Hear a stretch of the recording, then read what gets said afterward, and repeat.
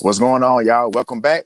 Welcome back. Welcome back to another episode, man, of North of the Lake Weekly Sports Talk Live with your boy Money Mun, man. I appreciate y'all support every week, man. Like I said, the scores are at the bottom of the screen right now. It's been a very interesting week, man. It's been a very interesting week in sports, man. Shout out to the Louisiana high school teams that was in the championship, man. The scores at the bottom, man. It had a lot of close games in the championship, man. Just to start things off, man. Ruston got the win over Zachary, 31-17. Calvary Baptist over St. Charles Catholic, 34-28. St. Thomas More over Lafayette Christian, 35-21. The Catholic of Baton Rouge over Acadiana. That was kind of surprised that Acadiana went down like that. 55-31. Union Parish got the win over St. James. That's another surprise to me. 36-35. Opelousas over Cecilia, 26-13. Oak Grove over Haynesville, 62-36. They took down Kentwood. Southern Lab over Riverside, 42-35. In college football, Army and Navy had a little battle. The Saints got the win against the Panthers, and the Buccaneers got the win over the Falcons, man. So I do believe the Saints are not tied with the Atlanta Falcons in the NFC South, man. Like I said, thank y'all for joining me in another week of North of the Lake Weekly Sports Talk with your boy Money Month. We're in episode 13, man. Like I said, it's been a little over 3 months now that we've been going live. I appreciate all the continued support, man, each and every week. We're going to get into some good topics today, man. Shout out to that boy Jayden Daniels, man. Shout out to that boy Jayden Daniels for winning the Heisman, man. He become the third Heisman winner at LSU. Shout out to Jayden Daniels. First, it was Billy Cannon. Then it was Joe Burrow. Now it's Jayden Daniels, man. Shout out to Jayden Daniels, man, in the process. You know, I had a conversation earlier with somebody about Jayden Daniels, man. Just the improvement he made from last year to this year was spectacular, man. It truly was, man. So shout out to Jayden Daniels. We're going to get into Jayden Daniels here in a minute. You know, can LSU continue to recruit top-level quarterbacks? We're going to get into that conversation as well. You know, we're going to get into the NFL MVP odds right now. Who you think is the NFL MVP up until this point, man? I got a couple guys that I got in mind. I want to hear back from y'all. I want some feedback tonight. I want to get into some things, man. Don't be scared to come up in here on this live.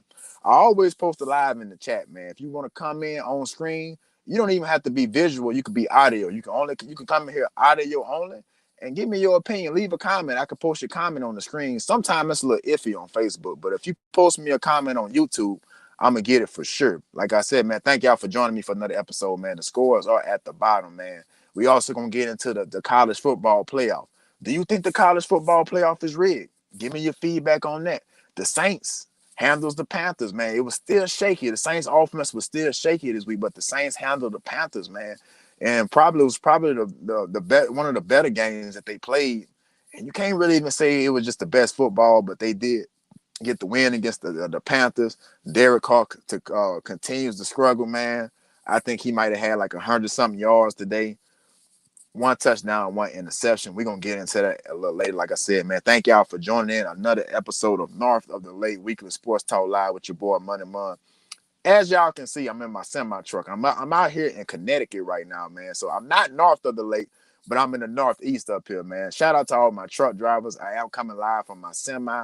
I'm going to get this content to y'all every week, man. But I am in my semi-truck going live from my semi-truck. Shout out to my truck drivers out there. The scores at the bottom of the Louisiana State playoff. This is what happens. Ruston over Zachary, 31-17. Calvary Baptist over St. Charles, 34-28. St. Thomas More over Lafayette Christian, 35-21. Catholic of Baton Rouge keep winning those state titles, 55-31 over Acadiana. Union Parish surprises St. James, 36-35. Opelousas over Cecilia, 26-13. Oak Grove over Haynesville, 62-36. Southern Lab gets the championship win, 42-35. Shout out to everybody that put on in that dome. Army over Navy, 17-11. That was the only college football game. Saints over Panthers, 28-6. Buccaneers over Falcons, 29-25, man. So the Saints still right there in the thick of things, man. I know a lot of Saints fans, including myself, it's kind of like, man, I'm just ready for them to clear house. I'm ready for them to clear house with our coach.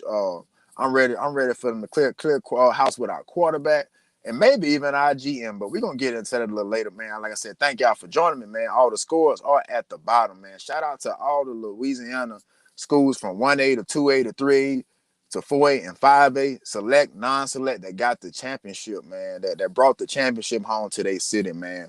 Unfortunately, man, we didn't have anybody from Tangible Hope Parish to represent us in the dome. But, man, shout out to all our schools. Shout out to the legendary schools of Tangible Hope. Shout out to Kentwood. Shout out to Amy, who make regular appearances in the dome, man. Hopefully my Hammer High Tornadoes can get that one. Y'all bet not let us in there. I'm telling you right now, I'm going to go nuts. I'm going to be unbearable. Y'all already know how I am. I'm going to be completely unbearable. So you already know. They better not let my Hammer High Tornadoes in that dome. I'm going to tell you right now, bro. Y'all not gonna be able to manage the type of talk that I'm gonna get on here and talk. Y'all not gonna be able to handle that. But all the scores at the bottom, man. Shout out to all them schools that got the dub, man. Got that championship, brought it home. I see Oak Grove. Oak Grove beat Kentwood last week. They took care of business in the dome, so they was a they was a very good team. It seems like they got a big win over Haynesville, man. So like I said, it was definitely some good football played in the dome, man. It was a lot of close games, closer than I thought it would be. It has some real close game. Ruston, I seen Ruston got a state championship for like the first time in 20 years over Zachary, and Zachary been killing it over the last couple of years, man. So Ruston over Zachary, Cavalry, Baptist over St. Charles Catholic. St. Charles, shout out to St. Charles Catholic. They took down U High. My cousin Coach Maryland and U High last week. Shout out to the U High Cubs as well, and my cousin Coach David Maryland, passing game coordinator at U High. Union Parish got the win over St. James. Shout out to Opelousas, Oak Grove, man. They put in that work all year. Shout out to the champions, man. Shout out to Louisiana football. I think Louisiana football is the best in the world. Y'all already know how I feel about Louisiana football, specifically the Tangible Hope Parish, man. We put out some athletes in Tangible Hope, but not only on the North Shore, we got them down there on the South Shore in New Orleans, coming out the bayou down there. Got athletes everywhere, man. So like I said, shout out to the champions, Ruston, state champions. Shout out to Calvary Baptist, state champions. St. Thomas More, state champions. They keep producing athletes out there in that Lafayette area. I don't know what's going on out there, but y'all producing athletes out there in Lafayette. Shout out to Catholic of Baton Rouge. They got to be like they third or fourth one. Maybe not in a row, but they've been winning championships lately. Union Parish, shout out to the champions. Shout out to Opelousas, Oak Grove. Shout out to Southern Lab. I didn't put the Lab on there, but y'all know what I'm saying. Southern Jaguars, the season over with, but Southern Lab got the win over Riverside. Army got the win over Navy. Shout out to all our armed forces. Shout out to all our veterans, man. They got Army did beat Navy. That's a big time game. I didn't get a chance to watch that game, man, but shout out to them, man. That's always a good game every year, bro. Y'all leave me some comments. Let me know what you think about things, man. We're gonna get into it here in a minute. Jayden Daniels wins the Heisman, man. Jayden Daniels wins the Heisman. I kind of called it before the season. You can go check out it on my YouTube. That's NOTL Mon on YouTube. The video is labeled "Can Jayden Daniels be an elite quarterback in the NFL?" I do believe so. I make a pretty good point in that video. Before the season started, I made that video, man. And I think y'all should definitely go give that a look, because I definitely went into detail on why I thought Jayden Daniels could be an NFL quarterback. I knew that he had a chance to win Heisman on how he finished last year. If you look at that Florida game last year, it was kind of like his coming out party. So I knew Jayden Daniels had the talent to be able to do what he did. Now was I sure that he was going to be a Heisman? I wasn't sure, but I almost placed a bet on Jayden Daniels. I'm not a real big gambler, but I almost placed a bet before the season that said that Jayden Daniels was going to be the Heisman Trophy winner. I almost did it. The odds was pretty in my favor at that time, too. I should have did it, man. I'm kind of kicking myself for that. But, man, that's NOTL Mon on YouTube. Please like, share, subscribe. Share this on Facebook. I appreciate everybody that's in the live right now. Share it on Facebook. Share it on YouTube. Like, share, subscribe. Shout out to my boy Kenny, man. He said Saints need to lose out. If not, they're going to find a way to keep this coaching staff. I'm with you, Ken Dawg. Bro, look, I think a lot of Saints fans feel the same way you do, Kenny, bro. I'm telling you, I feel the same way, bro. I was kind of hoping that we lose, because if we lose to Carolina, it's going to be hard to justify bringing back Dennis Allen the next week. I think if the Saints would have lost to the Carolina Panthers today, Derek Carr, I'm sorry, but Derek Carr too, but Derek Carr and Dennis Allen is out of here, bro.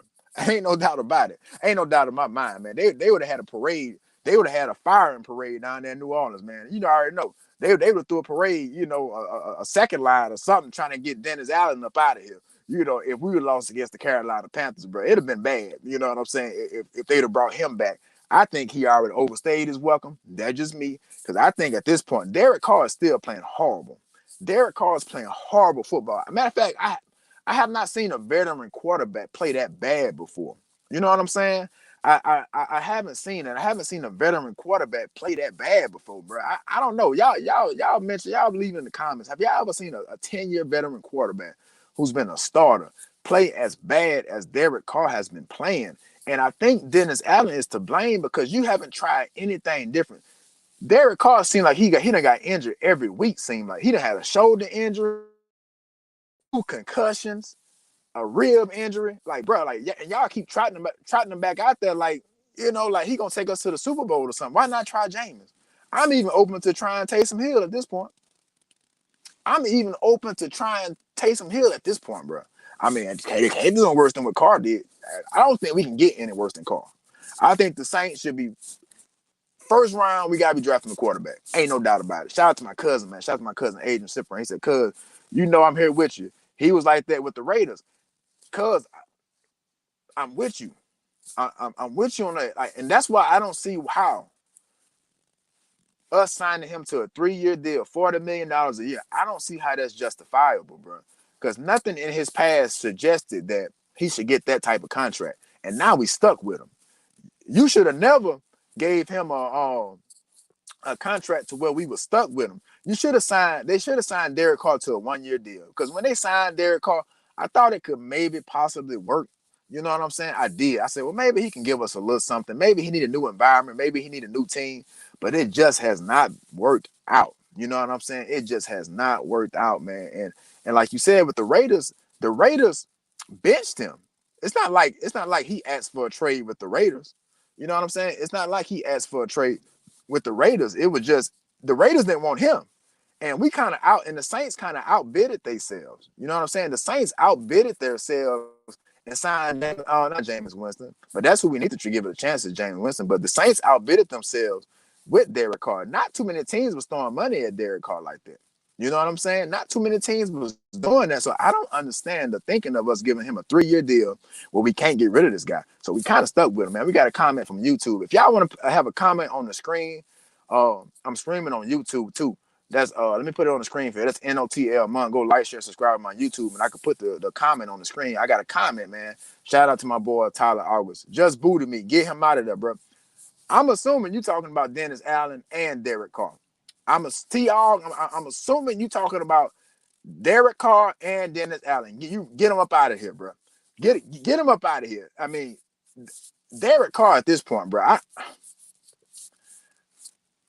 It just looks to me like he's not even locked in mentally. You know, like some of the throws that Derek Carr is making at this point, it's questionable. Like, you know what I'm saying? It's real questionable throws. It's just like, what are you doing, bro?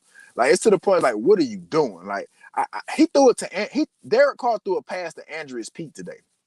I think Pete is playing left tackle or guard, one of the two. I'm not saying they've been kind of moving him around the offensive line because Trevor Penn has been struggling mightily. You know what I'm saying? So, but they've been. I don't know. Like Carr, some of the things he's doing, I'm just like scratching my head, like what's going on? Like, do the coaches not see this? Like, can we not get better quarterback play? So I don't know. I agree with the T.I. Just booty me, man. Get him up out of here, man. Shout out to somebody, my boy Kenny, right, man. He said we need JD5. I'm with you. I'm with you. I'm with you. I'm with you, and I'm with you, brother. I'm with you. I think the Saints should definitely give a look at Jayden Daniels, and we about to get into Jayden Daniels here in a minute. But I think they gotta seriously consider because and I pray and I pray Darren Bristol, my uncle Darren Bristol, former running back at Louisiana Lafayette, former Independence Tiger. I hope he comes in here because we had a very interesting conversation about Jayden Daniels earlier. I think Jayden Daniels can get it done, man. Shout out to Jayden Daniels for the season he had winning the Heisman. I truly think Jayden Daniels can get it done, bro. I truly believe that, bro. What I look for in a quarterback, can they throw the ball on time? Jayden Daniels has proven that he can throw the ball on time, man. You know what I'm saying? And he runs when he has nothing. It's not like Jayden Daniels just tuck telling and running. He kind of did that last year because I don't think he understood the offense. I don't think he understood the scheme of things. But this year, it's like it was perfect. It was perfection. Like, you know, he threw the ball down the field. He threw the short routes. He also threw the intermediate routes. He ran when he needed to run. And by him running when he needed to run, he got 1,100 yards on the ground. So shout out to that brother for winning the Heisman, man. We got another comment. Adrian Cyprian. We all did. The best cheer I heard today from the Who Dat Nation was when they was booing him. But they both need to be booted off the island, man. I'm with you, man. It's like the Amazing Race, man. You gotta get up out of here. You ain't performing. Hey, look, you gotta get up out of here, bro. You know what I'm saying? You voted off the island. You know what I'm saying? Like Dennis Allen and Derek Carr has been voted off the island by Who Dat Nation, and it would behoove the franchise because you know the Saints one of the best fan bases, man. My whole family Saints fans. We diehard Saints fans. You know what I'm saying? I know a lot of Saints fans. You know, everybody in Louisiana pretty much a Saints fan, and all those people that's supporting the Cowgirls, y'all just makes me sick, bro. To be honest with you, you know. But most of us are Saints fans, and if you lose the fan base, bro, you gonna lose everything. You know, everything that Sean Payton and Drew Brees built is at stake right now. It truly is. Everything that Drew Brees and Sean Payton built is at stake right now, bro. So with that being said, man, we gotta figure something out, and I think it's time for a change at quarterback. If you don't want to put Jameis Winston out there, I don't think we could do any worse with Taysom Hill. To be honest with you, I mean, I don't think we done seen Taysom Hill. You know, we've seen Taysom Hill, and you know it wasn't great as far as throwing the ball at quarterback when he has had the opportunity. But man, I don't think we can do no worse than what Derek Carr is doing right now. Like put Jameis up in there. I think Jameis can move the offense a little bit better. Now, is he gonna turn the ball over? Probably so. I mean, that's what Jameis Winston been doing his whole career. But you gotta take the good with the bad with Jameis, man. I like Jameis. I don't like what about you? I like Jameis though, man. Like you gotta take the good with the bad with Jameis. And it's more good than bad at times. You know what I'm saying? Like, is he gonna turn the ball over? Yeah. But we got a good enough defense to where I think that we can overcome that. We got another comment. We have all the weapons, but lacking leadership and a caliber and a caliber quarterback, man. Yeah, man. I was explaining that to somebody earlier. I think we have a championship roster. I don't think we have a championship quarterback. I don't think we have a championship head coach because look at Jimmy Graham. Look how Jimmy Graham has been playing, y'all. Like, why isn't Jimmy Graham getting more targets on like in the red zone? Jimmy Graham looked like the Jimmy Graham that the old Jimmy Graham when he was first in New Orleans with Drew Brees and Sean Payton. Like Jimmy Graham looked good, and why is he not getting more targets in the red zone? It's stuff like that I think is aggravating Who Dat Nation right now, bro. Y'all are not alone, man. Y'all are not alone, but man.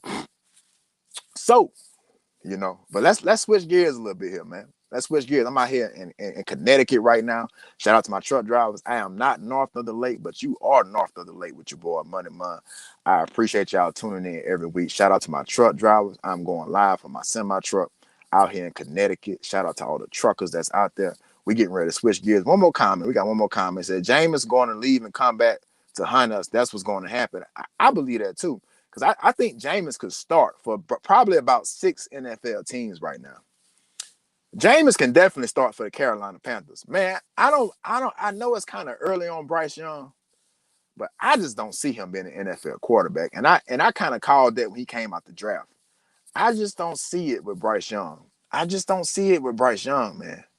I just don't see it, y'all. I don't know. I'm trying not to get, just get on the brother like that, man. But I didn't see it in college, and I don't see it now, to be honest with you. I just don't see it with Bryce Young. Jameis can start for the Carolina Panthers right now. He probably can start for the Tennessee Titans. He probably can start for the Indianapolis Colts. He probably can start. I'm just naming some teams right now. The Chicago Bears, the Atlanta Falcons. I mean, anybody in our division, he can go back to Tampa Bay and start right now. Probably. You know what I'm saying? So Jameis, I feel like Jameis got the short end of the stick, bro. Like, I feel like Jameis did not get his fair shot in New Orleans. Like, y'all remember that season he had when Sean, I think, was it Sean Payton's? It might have been Sean Payton's last year. Yeah, it was Sean Payton's last year when Jameis got off to that hot start. I think he had like 14 touchdowns to 4 interceptions through like 5 or 6 games or something like that. He ended up getting hurt on that. I think it was a primetime game against the Patriots. He ended up getting hurt and Andy Dalton took over. I do believe, was it that season? I think it. No. That was the season that Sean was there. The next season, Andy Dalton came, but the season he threw for all those touchdowns, he was out for the season. Jameis came back the following year, and that's when we signed Andy Dalton as the backup. And I feel like, and this is when Dennis Allen took over last year. Yeah, this was last year. And I feel like Dennis Allen doesn't really like Jameis Winston as a quarter. I don't think he's. I don't think that's Jameis.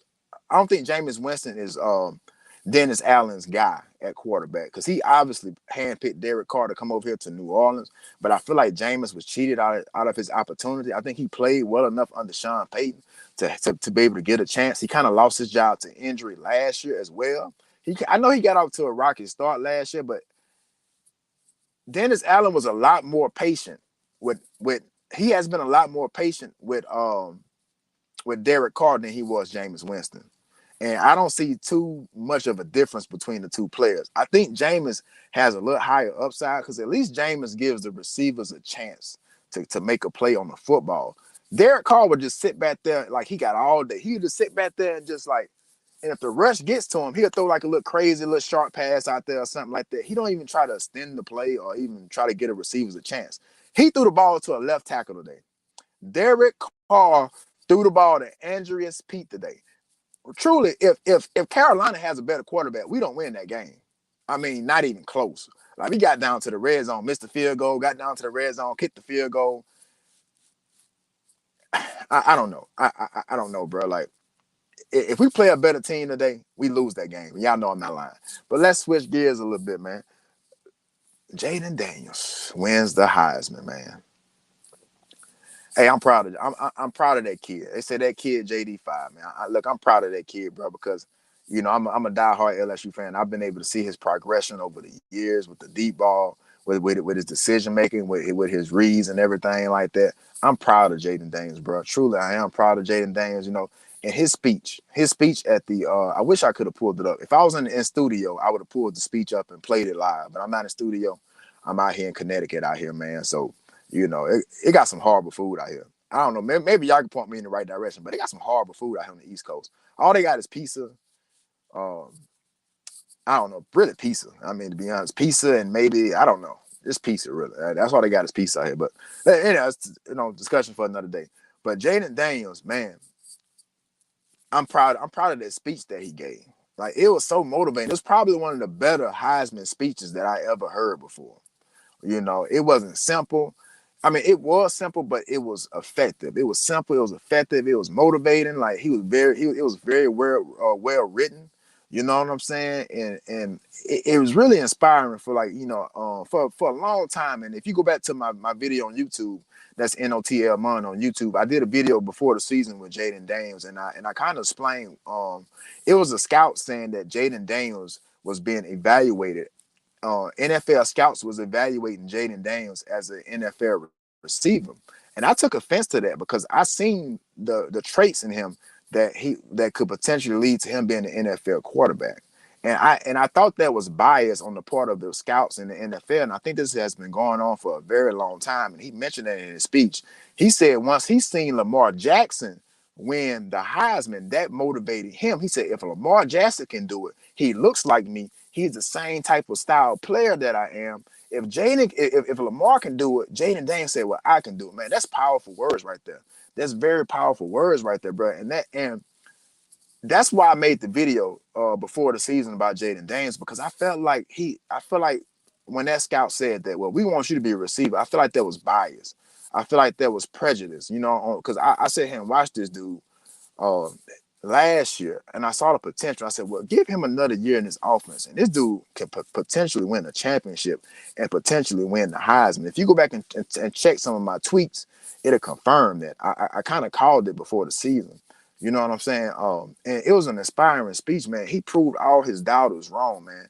I'm so proud of Jayden Daniels, man. I truly am, man. Just what he meant to Louisiana. He a kid from San Bernardino.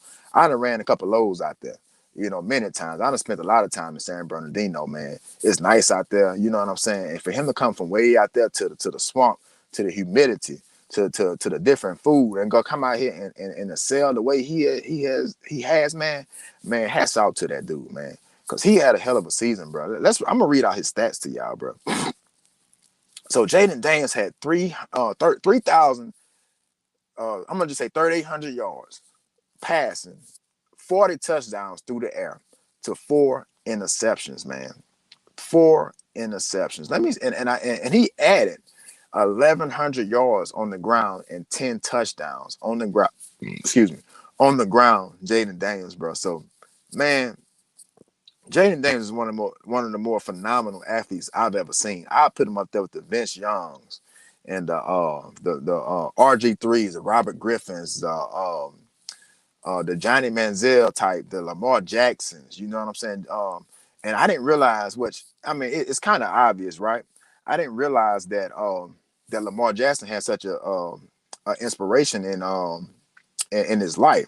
So man, shout out to Jayden Daniels, man. Shout out to Jayden Daniels becoming the third Heisman winner at LSU. We had Billy Cannon, we had Joe Burrow, and now we got Jayden Daniels. So that should help LSU out in recruiting, man. So shout out to Jayden Daniels, man. We're getting ready to have a guest, man. We're getting ready to have my Uncle Darren come up in here, former running back at Louisiana Lafayette, former Independence Tiger, man. So shout out to him. How you doing, huh? Hey man, how's it going? Can you Man, hear me? it's I can hear you. I can hear you pretty good. You're a little statically, but I can hear you pretty good. Welcome to the show. I'm moving around, so well, good to have me on there. Good you have me on there. Um, I'm just tuning in, so I missed a lot. So You didn't what's miss the too topic much. right now? Right now, we talking Jayden Daniels wins the Heisman, man. You know, we proud of our boy down here, man. Jayden Daniels wins the Heisman. How you feel about that, and how you feel about the season that he had? Oh man, it was great. I mean, you couldn't help but to give it to Daniels. After the strong finish. Slow start, strong finish. So you had no choice but to give it to him. Best player in college football. Oh, most definitely, man. Like I said, I just read the stats to people, and I don't know if you've seen his Heisman speech. I was just talking about his Heisman speech, and it was very motivational, man. He said one thing that struck me. He said he seen when Lamar Jackson won the Heisman. He said he said Lamar looks like me. My game is similar to Lamar's. So when I seen Lamar win the Heisman, that gave me the motivation that I could do the same. He looks like me. His game is similar to mine, man. And that's what motivated me to do a video about Jayden Daniels before the season. They had a scout saying that Jayden Daniels was being projected as a wide receiver. An NFL scout said this out of his mouth that Jayden Daniels was being projected to be an NFL wide receiver. I took offense to that because Well, I understand. Go ahead. well, no, that says a lot about his athletic ability. When you're African American and you have Jayden Daniels' athletic ability, man, he can play anywhere on the offense at the skill position. And I wouldn't doubt if he can play DB because of his skill set and his willpower. Like you said, Lamar Jackson. He compared himself to Lamar Jackson, great athlete.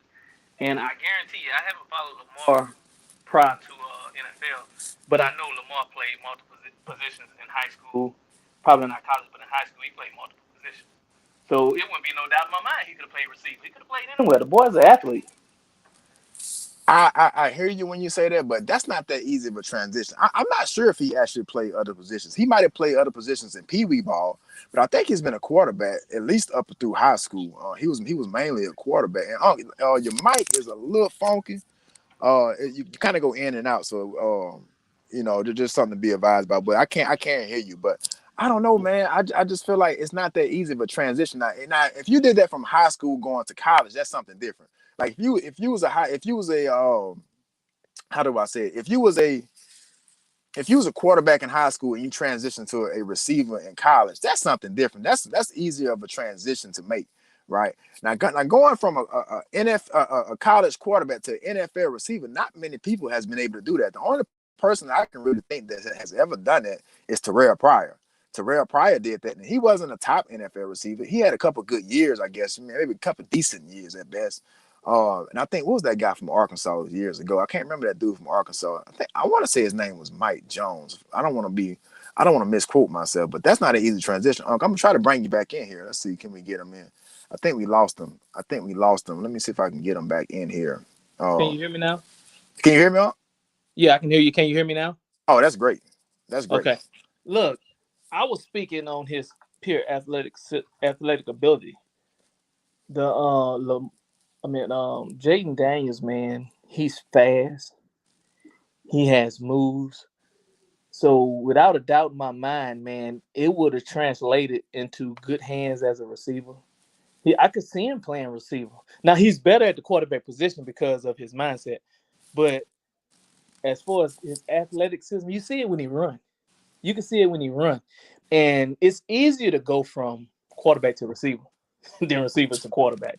Oh, If I may absolutely. say, Oh, it's easier to absolutely. go from quarterback to DB than DB to quarterback. Absolutely. So that's all I'm Absolutely. saying. He just has a great skill set, and you can see it on the field. Like the game with you and I went to, he ran a 90 something yard touchdown, and it didn't even look like he was moving, but he was just breaking away from everybody. So that goes to Exactly. show how much speed, agility that he has. So that's all I'm saying. I can see how a reporter can say he could have been a great, DB. I don't know how tall is Jayden Daniels. Jayden Daniels is 6'4". Wow. That's a little tall for a cornerback. Yeah, It's, for the it's, even receiver. Yeah. it's a little tall for a receiver too. Just to have that same type of could Jayden Daniels play receiver? I think so. But now can he be an elite NFL receiver after not really having played that position? I don't think so. That's why Oh it was no, you no. got to play him at the quarterback position in the NFL. Yeah, it's not that easy of a transition as people think. He definitely has the athleticism to do that, but you can't just throw somebody out there. Now it'd been Right, like I right, said, it'd have been a difference if he would have came from playing quarterback in high school to playing receiver in college. Then you got 4 years to figure it out. Like NFL is like, what you gonna do for me right now? Like you got a right, ball right. right now, we're gonna get you up out of here. We're gonna get a guy that can. And that just kind of took me for a loop, man. But shout out to Jayden Daniels, man, just winning the Heisman. Let me read his stats one more time. The brother had 3,800 yards, 40 touchdowns, 4 interceptions, was first Wow, in QBR, 95.7, first in the country in QBR. And he also added 135 carries on the ground for wow. 1,100 yards, 8.4 yards a carry, and 10 touchdowns. Like, That's a how's that? that's Go ahead. amazing, man. He's like changing the dynamics of college football. With his Definitely. legs, with his accuracy, with his touchdowns, his rushing yards. That don't happen too often. That just And don't happen. And you couldn't deny him that Heisman Trophy. And some people, trying to say Bo Nix, what's the other guy named from Washington? He should have won it, but Jayden Daniels, hands down to me, hands down, no oh, question. it's not even a question. I've seen some people campaigning for Penix Yeah, and no Bo question. and Bo Nix, but if you watch that Pac-12 championship game, it wasn't even as close. I mean, from if you watch LSU and Jayden Daniels play this year, Jayden Daniels was everything that LSU had this year. I mean, without Jayden Daniels, we probably like a He four would and probably win eighteen. 4 games, to be honest with Four you. games, and we would have had a hard time winning that fourth one. Like I went down the schedule. I was trying to like figure out who do we actually beat if we don't have Jayden Daniels at quarterback, able to create, plays outside of a play. And you know what I'm saying? When things break down, he can just make a play. He can go 80 yards. We was at the Florida game and it was amazing. Right, I mean, he had an 80-yard run. It's like, okay, they're gonna catch him. But man, he just kicked it into another gear, and it's like he's right, not even trying. Like right, that's what sets him apart from some of the previous Heisman winners that I've seen. right, right. His looks more effortless. Like, like when Effortless. Johnny Manziel was doing it, you could tell he was working for that. Like he was like, okay, like he out there playing his heart out. You know what I'm saying? Like, but Jayden is like, man, I'm cool. I'm cooling out here. He ain't gonna really celebrate. He just kind of is. He kind of in the moment. He don't get rattled. You know what I'm saying, man? So shout out to Jayden Daniels, man. I want kind of give us your background a little bit. Tell us your football background. Let the people know who you are, and kind of give them your background a little bit. Well, I played ball at Independence. Everybody from Tangipahoa Parish, uh, that's in their 40s probably remember I played at Independence High School. I started all 4 years in Independence. I started off as a cornerback, starting cornerback, and then I moved to running back when Joe Harris left. So I was running back from my sophomore to my senior year, and I don't know all the stats or whatnot, but I know I'm pretty much up there in most categories in independent stats. And then I went on to UL, and I started my first year at UL in Lafayette. I started my first year. I got hurt, tore my knee up in my the season after my freshman year. So it was my sophomore year, but I was still a freshman in the class. and I set out that year, and then I went on to play and had a coaching change, which kind of screwed everything up, and that was the end of my career, my senior year in college. And but I enjoyed the ride, man. I enjoyed the ride, man. College was the best days of my life. High school, I enjoyed the fans, enjoyed the playing in high school against, especially against St. Meat. You know, I know you got Oh, some Warriors on here. you them know, Amy Warriors. Don't get them started because you don't get them started. They gonna take no, it I ain't gonna get somewhere. You know what I'm saying? They probably the most passionate fan base in Tangipahoa Parish, man. But shout out to them, man. Shout out to the to all the Louisiana high school championship teams that did win the championship. It had some close games, man. I don't know if you got a chance to see any of those scores, but they're at the bottom. Ruston over Zachary 31-17. Calvary Baptist over St. Charles Catholic 34-28. St. Thomas More 35-21 over Lafayette Christian. They creating some athletes out there in Lafayette, man. I don't know what's Oh going yeah, on, but those are two Lafayette schools. did Uh, Acadiana win? Acadiana lost to Baton Rouge Catholic 55-31. Oh wow, Yeah, man. Union Parish over St. James 36-35. yeah, Lafayette got Opelousas. some powerhouses. Man, I don't know what's going on out there. I mean, like they've been producing some athletes. I think they just had a recruit commit to LSU, if I'm not mistaken. Um, I can't remember exactly. I know. Old boy out of U High committed to LSU. That linebacker. Can't think his name escapes me right now, but his brother played at Alabama. So man, yeah, it was some good high school football. It had some surprises. Zachary, I thought Zachary was gonna take care of business out there with you at, in that, in the Baton Rouge area. I thought they was gonna take care of business. Yeah, That was Zachary didn't win. I don't follow high school too much. yeah. My daughter cheered for Madison Prep. But other than that, man, I don't follow high school that much. I follow college a little bit, but my main focus and passion is NFL. Well, look, we're gonna get there. Let's kind of run through it. I don't want to hold you long. I know Oh you might no, be a little busy. I know you might be a little busy, but like man, shout out to Jayden Daniels in the LSU Tigers, man. And one of the questions that I had off of this, can LSU continue to recruit top quarterbacks? Because we went from Joe Burrow to we had a couple of bridge quarterbacks in there between Joe Burrow. We had the Mass Johnson era and all that type of stuff. And then we got Jayden Daniels out of Arizona State, man. Do you think because our state don't really produce that many quarterbacks? Not that many elite level quarterbacks. Do you well think they can continue this? I tell you what. After Jaden Daniels winning the Heisman Trophy, it puts him in a real good position to get some great quarterbacks because they see that it can be done at LSU at the quarterback position. Because you had Joe Burrow not too long ago won the Heisman Trophy, and then now you have Jaden Daniels. So there's big eyes on LSU, man, with the at the quarterback position.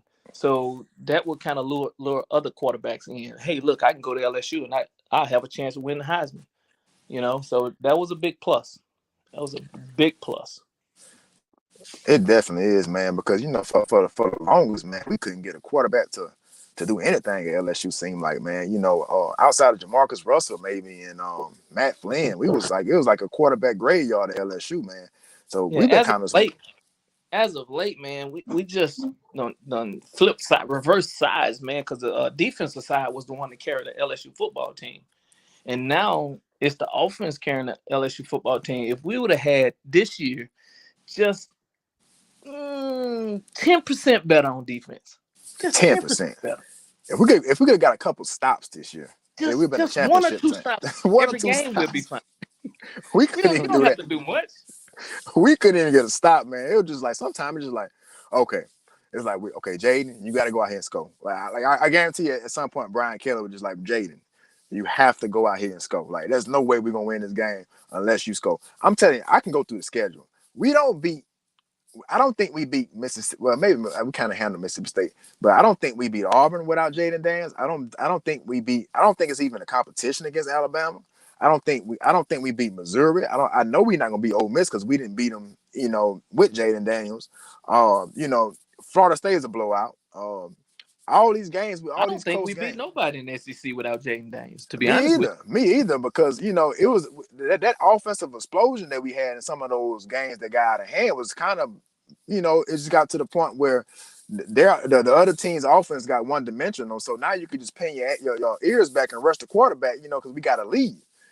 Like some of those blowouts was because Jayden Daniels managed to get a lead in that game. And we might have a turnover here that might have, gave Jayden Daniels the ball back. So Jayden Daniels played defense and offense this year, if you. that Right. makes sense. that's the biggest difference between LSU and a lot of teams. If you take away Jayden Daniels, say like Florida State, right? Florida State quarterback got hurt. They still went undefeated. You take away Jayden Daniels from LSU, we're done. We're done. We We're are done. done. If you We take are. Jayden Daniels away from LSU, like I say, I was being generous with 4 wins, but we win about 4 or 5 ball games without Jayden Daniels. And So that's he not means that's a lot. not and that's not far fetched. That's not a far fetched thing. As crazy as that might sound at LSU, that's not a far fetched thing. Shout out to Kenny Jackson. He said as long as LSU can keep the same OC, I agree with you. I think Mike Denbrock is one of the top offensive coordinators in college football. Shout out Oh, to without Adrian Sip a doubt. and shout out to Agent Sipper. He said, I agree with Darren. I think he was talking about what you were saying as far as Jayden Daniels and what he meant to LSU this season. Shout out to everybody that's in the chat right now, man. Leave me comments. If you go on YouTube, it's NOTL Mun on YouTube, and I can put your comment on the screen. It's real sometimes that with Facebook for some reason. Sometimes Facebook comments come up in here, just like my boy T. All. He was talking about Derek Carr earlier, just booted me. I kind of did my introduction, my interlude, talking about the Saints and kind of summing everything up. We're gonna get into that later. Just hold on. I know that's your area. We're gonna get into that last. You know what I'm saying? I know that's what you really want to talk about. Oh yeah, But we're gonna take it home then. we gonna take it on then once we get into that conversation because man, that's we can go. I could do a whole nother segment just on the Saints. You know what I'm saying? Because college football kind of over with right now. So with the Saints, man, just we're not even going. But as far before LSU, man, I just love to see what's gonna happen next year. I don't think you're gonna find another Jayden Daniels. Is Garrett Nussmeier talented? Yeah, I think he is a talented quarterback, but he's not Jayden Daniels. Let's just be real with ourselves. I don't think we should even No, I don't think we should get in our head that he's gonna be anywhere close to as good as Jayden Daniels or Joe Burrow. not even close. But hey, look, it may surprise us. You never know. He He may surprise us. I Because hope for our sake, I hope he do. I know. So I mean, he may surprise us, but man, we just got to get better on defense. That's my main priority. We get a nice stout defense in next year. Whoever's on offense, we can kind of survive. But that defense has to step up. And the yeah. cornerbacks was young, secondary was pretty young, so they'll have a whole year under their belt. So hopefully those young, freshman cornerbacks will ball out next year. Who knows? I hope that's the case. I truly hope that's the case. But I seen we had a transfer. I think Laterrence Welch transferred. He didn't get a whole lot of playing time. We're gonna have to hit that transfer portal when it comes to DBs. When it comes to linebackers, we gotta hit that transfer portal. Because I don't see any top recruits coming in at that position in next year class as of yet. I know it. I know No, the class hasn't filled out yet, but I don't see any top cornerbacks coming into LSU right now. That's a problem, man. We got to fix the defense. And I'm not so sure if they're gonna fire Matt House or not. I think he's out of here. I heard Brian Kelly say he's gonna wait till after signing day to make any type of moves at any coaching position. But I think our DB coach got to be out of here. I think the defensive coordinator got at least if you're not gonna fire the defensive coordinator, you got to fire some of the position coaches because I didn't understand what we was doing at DB all year. It was just like we playing 10 yards off and they still catching the ball. How you catching a first down pass and you playing 7 to 10 yards off? Like you should be able to break on the ball. I didn't see anybody break on the ball all year. Seemed like. Do you remember like a pass breakup from LSU DBs at any time during the year? I can't remember one really, to be honest with you.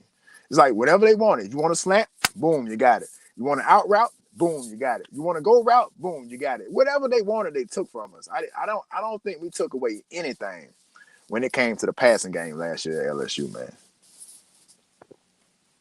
I don't think we took away anything at all. Shout out to Pops. Pops said, I don't know, son. We didn't think we'll find another Joe. Hey, I'm with you on it, but Jay, let's be clear now. Jayden Daniels wasn't Joe Burrow. Let's be clear. Let's be clear about that. Now I know Jayden Daniels had a great season. He was more athletic than Joe. I still just want just because of Joe Burrow and the season that they had, it was a flawless season. I still won't put Jayden Daniels in that conversation with Joe Burrow. I know he won a Heisman. Congratulations to the brother. But I don't know, Pops. You say another Joe. I mean, he was Joe like. I would say he was Joe like because Joe came before. So, whatever come before, always gonna be greater. That's just my opinion because Joe kind of set the standard of what I guess the standard we want to set at LSU, man. And shout out to Jayden Daniels because I haven't seen anything like him, man. He was just it was almost perfection. He took what he want. If he wanted to run it, he ran it. If he wanted to throw it over your defense, he did that as well, man. Shout out to everybody in the chat right now. We need some lockdown corners. Hey man, I agree with you. We got to find corners. I think if we had a better secondary, if LSU had a better secondary, um, this season that just passed, I think we are in a lot better position to win games. I think the secondary is like the kryptonite this year, and that's usually our strength. So I think what Brian Kelly has to do, Brian Kelly has to get back to what LSU is known for. That's playing great defense. That's being DBU. That's being wide receiver you and running back you. We all can see that Brian Kelly can bring in offensive linemen and tight ends, but that's not what really has won LSU championships. Now we all know it starts at the line of scrimmage. We need an offensive line, but I've been saying on a lot of lives we need to chill out on recruiting the tight ends. Let's chill out on that. I've never seen a team win a championship through their tight ends. Like that's it's kind of like a luxury because if you don't have a tight end on your team at all, you can kick out a athletic left tackle to go play tight end. So that's not really a great position of need for LSU in the SEC. The SEC is about speed. It's about getting your speed in open field to make plays. That's what the SEC is about. And I think Brian Kelly is starting to learn that coming from Notre Dame, man. I think Notre Dame that was a total different place. It was a total different game that they was playing. They was playing a lot of Big Ten schools who don't have a lot of speed. But in the SEC, it's about finesse football. It's about finesse football. It's about winning the line of scrimmage. If you focus on those two things, I think you can win in the SEC. You can win the national championship. You see what they do at Alabama. You see what they're doing at Georgia. So that's just my take on it. Uncle, you still with us over there? I haven't heard from Uncle in a couple minutes. Let's see if he checks back in with us here. Let's see if he checks back in with us here. But shout out to everybody that's in the live right now. Shout out to all the comments. Shout out to Kenny. Shout out to Kenny Jackson. He said, as long as LSU can keep the same OC. I agree with you, Kenny. I agree with you, man. I definitely agree with you. If you can keep the same OC, and he said, "You're right, man. They meant it as a slight. They don't want to give him his quarterback credit, and I do. He's referring to Jayden Daniels. Them saying that Jayden Daniels wanted to, that he might project better as a receiver. Let's see if Uncle Darren is back in on us here. Let's see. Can you hear me Uncle, that now? I can hear Yeah, you can now. you? Okay, Yeah, okay. I was talking, but you just couldn't hear me. Um, okay, man. Look, I wanted to piggyback on what you were saying about the cornerbacks, LSU corners. Now, for those of you who are on the live that played D1 football as a freshman, those guys were true freshmen, man. And it is very, very, very hard to play on the D1 level as a true freshman. Like I was mentioning before we got on the live, those guys can't really see the field like that. And they're very uncomfortable as a true freshman because the game speed is so fast. Now that they have that year experience, I wouldn't write them off. I wouldn't write them off after because that first year was just the experience getting their feet wet. Next year, don't be surprised if those guys don't ball out before you kind of write them off. Don't be surprised if they ball out with that 1 year under their belt. Now, So now this college football is going to a win now position, right? Like you have to hit the transfer portal if you want to win now. Because guys are already polished, already have the experience, and that's the biggest advantage in college football is experience, right? So coming in as a high school player, you don't have time for the guys to mature, to develop. You don't right. have time for them. You want to win right now, but give those guys a shot. They may surprise us next year. You never know. Now, I will push back on that a little bit. You said there was a freshman. Now, toward the end of the season, they started playing a lot of freshman cornerbacks. But Zaire Alexander is a transfer from Southeastern Louisiana University, right in our backyard, right there. He had a little experience. I mean, he never played on the D1. I mean, the Power 5 level, but he had some playing time. Also, Deuce Chestnut came from Syracuse. He came from D1 level. Didn't play well. Also, Denver Harris. Denver Harris wasn't a true freshman. I think he may be a redshirt freshman. Didn't play very well.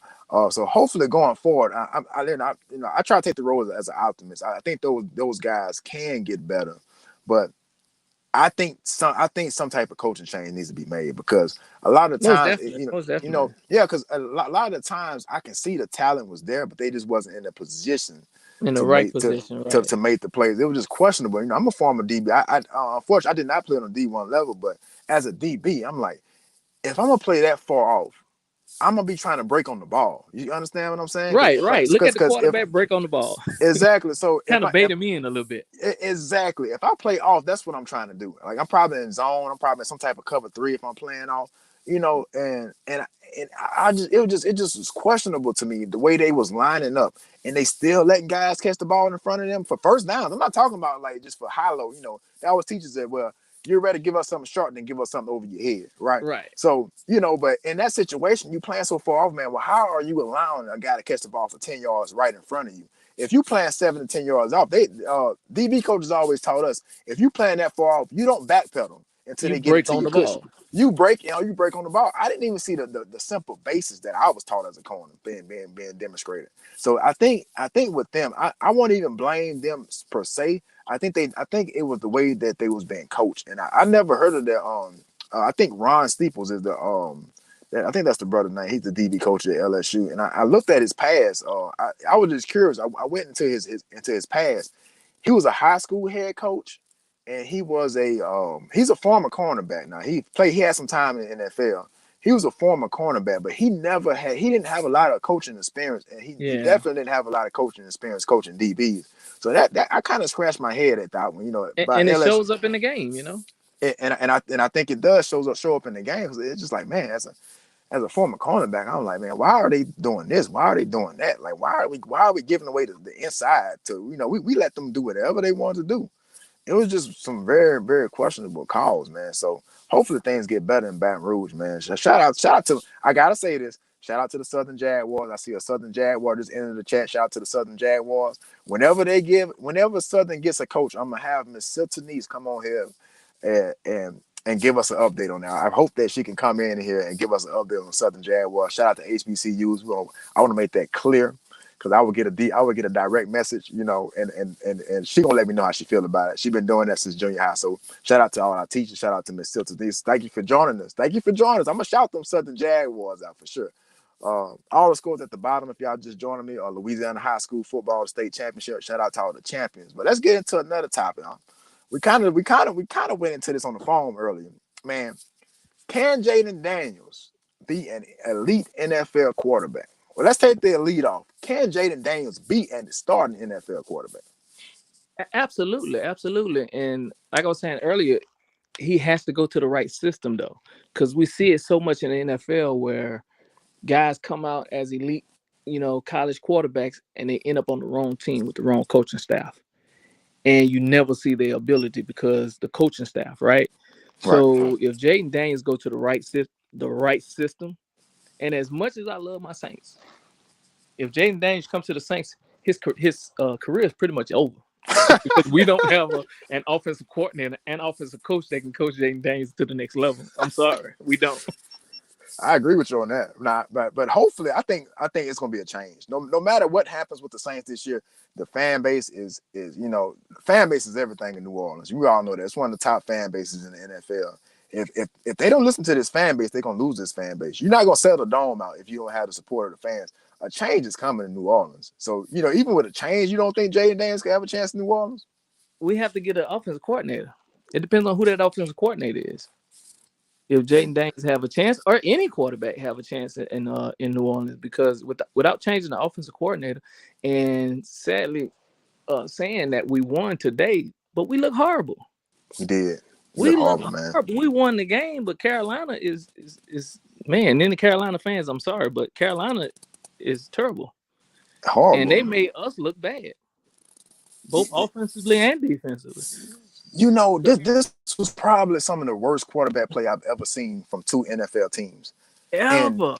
and it wasn't even backups. Like sometimes like we watch a game like it's been a lot of that this season. Like a lot of backup quarterbacks have went down this season. You know what I'm saying? And Right. like it was a lot of backup quarterbacks this year, but this felt like that type of game, like where two playoff teams quarterbacks went down and it was just horrible football. It it Horrible it play. was just horrible football. Derek Carr, man. Let me put up Derek Carr stats, man. I have him right here. What you Go need? ahead. I just read out Jayden Daniels' stat. I'm sorry, not Jayden Daniels, I mean, but Derek Carr stats for the year. This is before this game. This was after week 13. He had 2,880 yards passing, only 13 touchdowns, 7 interceptions, and 89.4 quarterback rating. No, that was after this game today. 13 touchdowns, right? Today's stats, he had we possessed the ball 25 minutes to their 34 minutes. We had a total of 207 offensive yards to their 303 offensive yards. We had 110 passing yards to Carolina 99. We had 97 rushing yards to their 204. We had 14 first downs to their 16 first downs. Two penalties to their four penalties. Now the penalties normally hurt us, but right, we didn't even have penalties. We had two penalties. I think one for intentional grounding by Derek Carr, and another penalty. I think it was by the defense. It was a 10-yard penalty on the defense or whatnot. Those are the only two penalties we had this game. Normally penalties kill us in the red zone. We had one turnover, and I think Carr was only sacked once. man. If you would have read those stats to me without telling me the score, I would assume the Saints lost this game. Right, if absolutely. if you would have read those stats to me, I would have thought the Saints would have lost this game, man. Truly, really, truly, like, and I guess we can go and shift gears into that. It's going to get into that.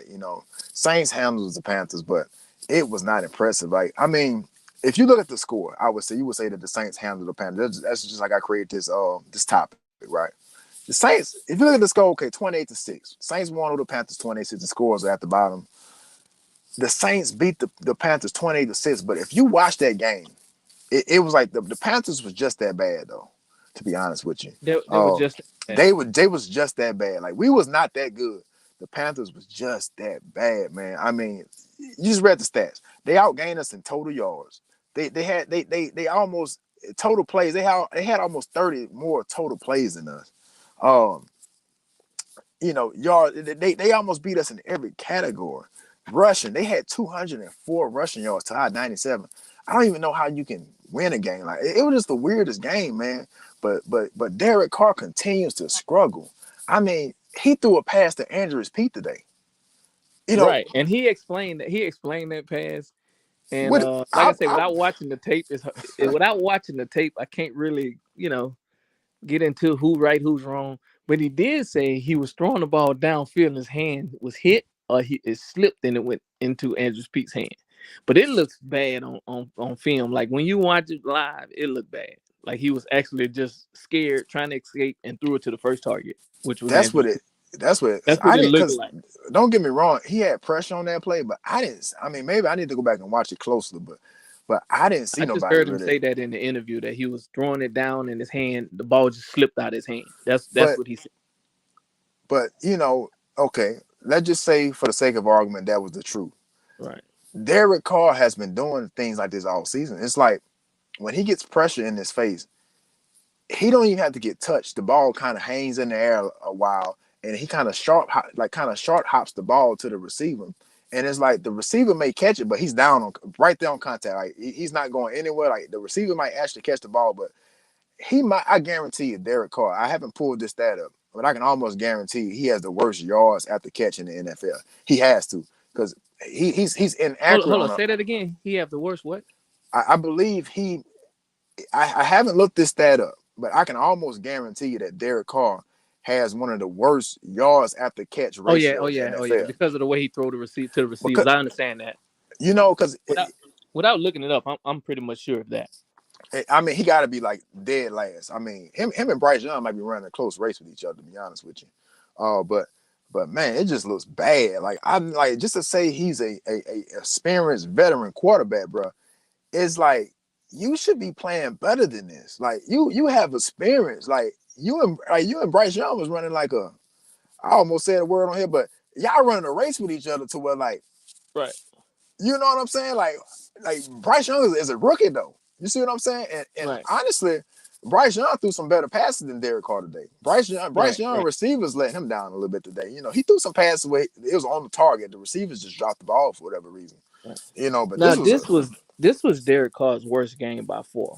you Now, think early so? in the season, oh yeah, absolutely. Early in the season, I know we're gonna have a lot of Saints fans pissed off with me, but early in the season, man, Derek Carr was making some spectacular plays, but you didn't see it because of the rush and everything was in his face. Our line wasn't up to par, and I was breaking down film on it, and I was amazed once I watched the film at how quick he got rid of the ball and didn't take the sack. Right, Right, but from my observation, I don't know what happened, but something happened between Michael Thomas going out and right before Michael Thomas went out, Chris Olave had some issues. I don't know if it was personal issues, but his head just was not in the game. I don't know what happened with that. But when that started happening, like Olave had a lot of down games, and then Michael Thomas went out ever since the Minnesota game. And Derek Carr is the type of quarterback that relies on one or two receivers, right? right, Even when Shaheed went out, he's just not like Drew. We used to Drew Brees bringing guys in off the couch right. and making them Pro Bowlers. You know what I'm saying? That's not Derek Carr. No, not at all. Derek Carr needs that. What's that guy named Adam? What's his name from Oakland that played with him in Oakland? Oh, you talking about the receiver? You talking about the Yeah, receiver? the receiver. What is our guy name, man? I should know I know this. it's Adams, I think, but he need a guy like that. Devontae Adams. Devontae Adams. Devontae Adams, he Yeah. need guys like that. That's why Devontae came over with him.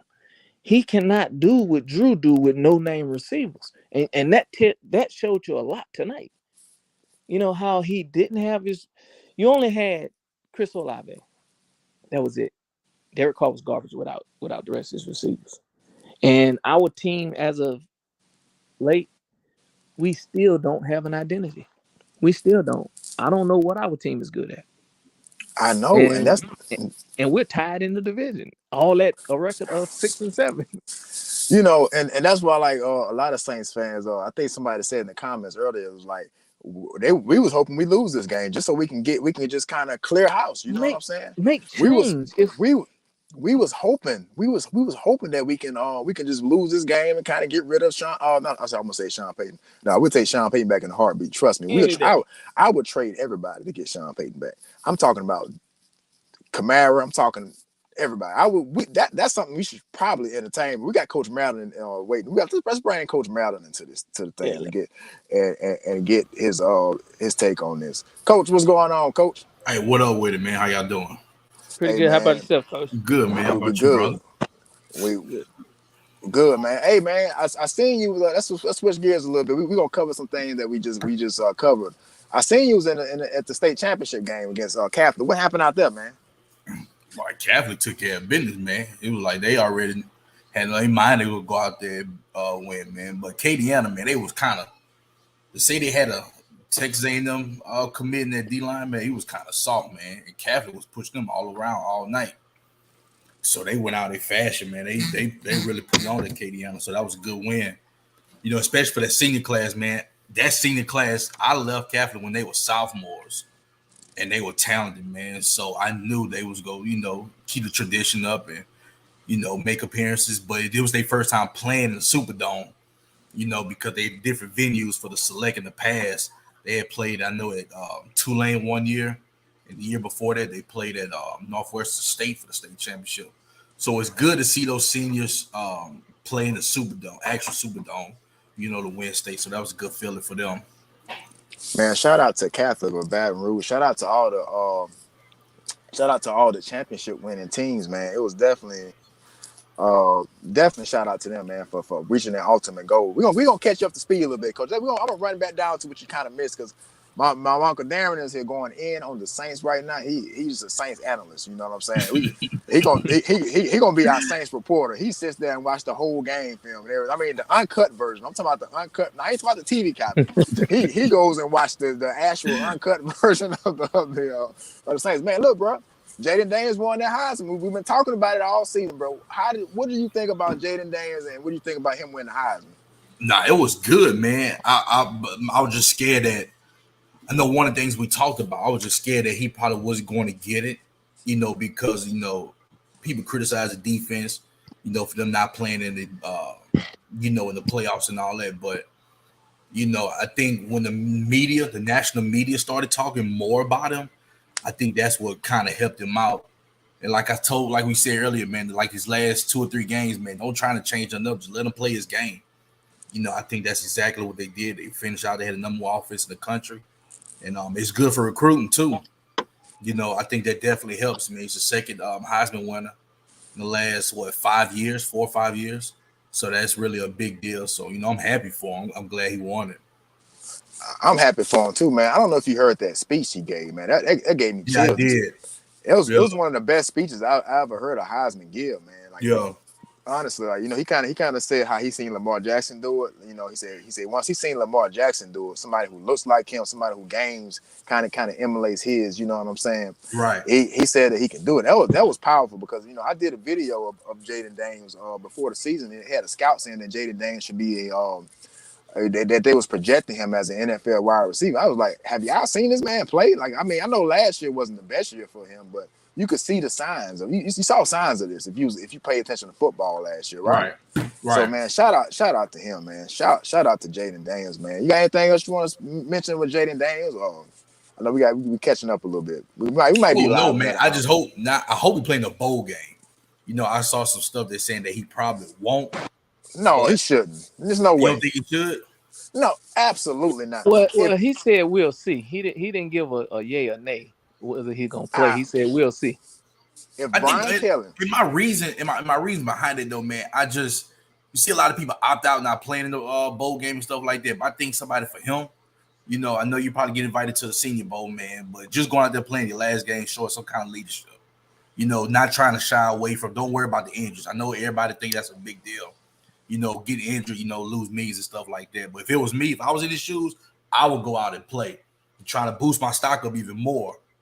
That's just how I look at it. I'm not sure though, Coach.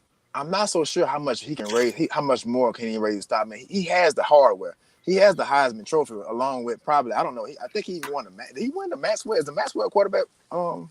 The Davey O'Brien Award. The Davey O'Brien Award. So he has the hardware. He has the film. I'm not so sure what can he do besides go out there and risk injury.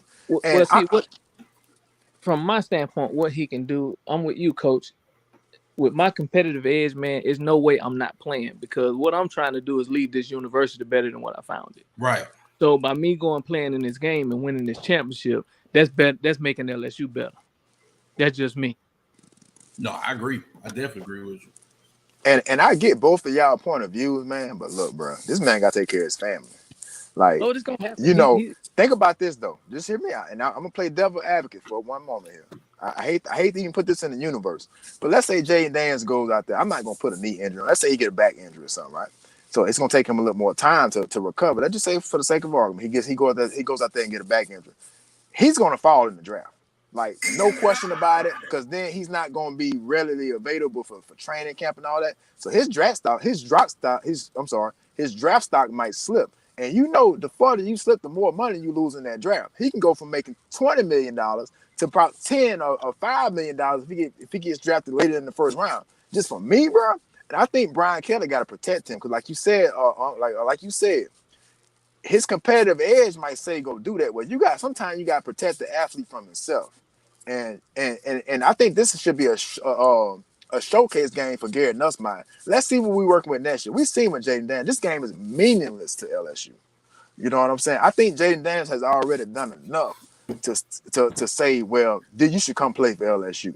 He definitely left us in a better position than what we was when he got here. I mean, we was dealing with Max Johnson. No disrespect to Max Johnson. No disrespect to Garrett Nussmeier. But Garrett Nussmeier didn't look that great early on. You saw some glimpses of that of his talent, but Jayden Daniels saved us. Not only last year, but this year, like we said earlier, LSU was a 4-18 before Jayden Daniels, man. Right. You know, so that's my only thing. And coach, and one more thing we covered before you came on. Can LSU continue to recruit top quarterbacks? What do you think about that? Do you think they can continue to bring in these type of players, Jayden Daniels and Joe Burrow? I mean, yeah, I think now, I think they figure out what kind of quarterback they need going forward, like what said Denbrock, running the office and all that. So, yeah, I think they can, honestly, but will they have the patience to develop a freshman quarterback? That's the thing. So I think more than likely that transfer portal will be their friend. If I was them, I ain't gonna sit here and lie to you.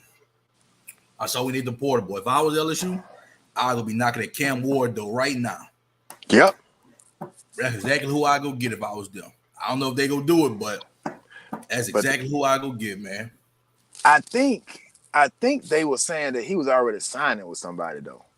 I think it might have been, who was it? They said that he was already, either he already signed or he leaning towards this school. I can't remember. I want to say North Carolina. Or was it? No, Florida State. It might have been Florida State. Oh, After really? this Heisman winning month, I don't even think it matters. I still shoot my shot. Me too. I mean, because y'all, now this is my thing. Now, a lot of LSU fans, now y'all might remember this. A lot of LSU fans kind of, Jayden Daniels a lot of people don't remember this, but Jayden Daniels actually got out to a sluggish start to the season. Oh, absolutely. I remember.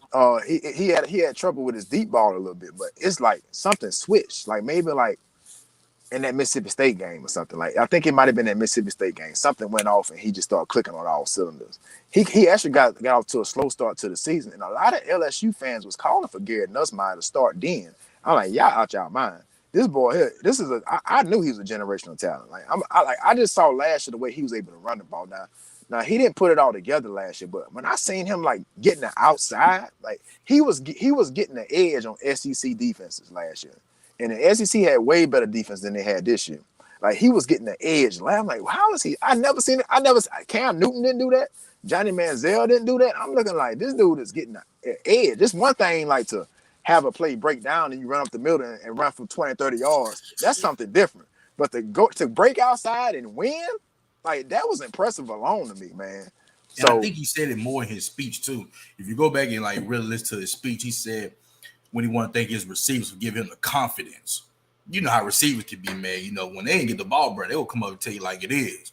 Yeah. And then the receivers more confident talk about, man, they always they open always like Waffle House or something like that. So I think they kind of flipped the switch on them like that too, man. And, bro, like chemistry with your receivers, bro, that's key, man. Like that's critical. And I ain't gonna lie, bro. I ain't never seen nothing like that, bro. From year 1 to year 2, how he just flipped that switch. Well, no, you saw Joe Burrow do the same thing now, because Joe Burrow, they was calling for his head too. As a matter of fact, your dad was calling for Joe Burrow's head. I just said, give him some patience. Give him some patience. And then next year, it's the same story. It's the same exact storyline. Yeah. But you got to forget, Pops. Pops the most impatient man in the state of Louisiana. You know what I'm saying? And I get it, honestly. I'll be ready to fire everybody on here just about every week. You know what I'm saying? So, it's just, I don't know. But it's very similar to Joe Burrow, if you want to be honest. Like, it's almost identical. Like, it's almost identical. But you can see, but I seen it with Burrow. I had this argument in the barbershop with my barber. I said, man, it was the season going into the 2019. I remember my barber said, man, I don't think Joe Burrow can get it done. I said, I don't know. The moment I knew Joe Burrow could win a championship is that you see that game when we played them in that bowl game. Joe Burrow throws a pick six and gets leveled. I mean, they try to take him out, and he came right back down the field. Back to a touchdown. I said, that's him. I said, that's him right there. I said, that's the dude right there that can possibly win us a championship. I knew it. I knew it then. I said, because that's different. Like, you're going to make a mistake at quarterback. Can you answer? That's kind of like how Drew Brees was. Drew make a mistake, and guess what? If Drew threw an interception, you can guarantee he's going to go down that field and score the next time. Like, he was going to get it right the next time. And when I seen that in Joe Burrow, I said, that's him right there. Now, what's the difference between Joe Burrow and Jayden Daniels? That Jayden didn't win a championship and Joe Burrow won a championship. One thing that's differently, a defense. If Jayden Daniels, if our defense was 10% better, We'll be playing for a national championship. I guarantee you. Absolutely, because there really is no dominant defenses in college football this year. Name me No, one. Name me one dominant defense this year. Bama's not that great on defense. no. Georgia wasn't that great on defense. Washington doesn't play great defense. Texas will give up some points. You know, the Big 12 been giving up points, and they hold existence. So you know what I'm saying. So it's just not for me. 10%. I mean, that's a fair number. If we 10% better, like I always said, if we get 2 stops in the turnover, LSU wins every game they play We this year. win every game. 2 stops in the turnover. You just give Jayden Daniels the ball one more extra time than he's supposed to, and get 2 stops. Get 2 3 and outs. LSU wins every game. I don't care. We beat Bama, we beat Florida State, we beat Ole Miss, and we in the SEC championship, and possibly in the college football playoff right now. No doubt about it. No doubt. No doubt about it, man. Let's talk about I kind of skipped over this, man. Do y'all think now that you see what happened to Alabama gets the 4th spot, Texas get the 3rd spot? Do y'all think the college football playoffs is rigged? It's been rigged because you get a committee to point who makes it to the championship every year. So your record doesn't mean nothing. You know, Power 5 football, you 12-0, that don't mean a hill of beans. You know, Right. it kind of reminds me we need a playoff. Like if you look at things in high school, what you have a 5-game playoff, 4 games in the dome. In the NFL, what is 3 games in the Super Bowl? Depending on if you got a first round bye. Right. Yeah, right. 4 games in the Super Bowl, and then you look at Right. college football. In college football, remember the New York Giants in 2000? We kind of lost it for a little minute there. Go ahead, Unc. Can we hear you, Unc? Let's see. That might be my connection over here.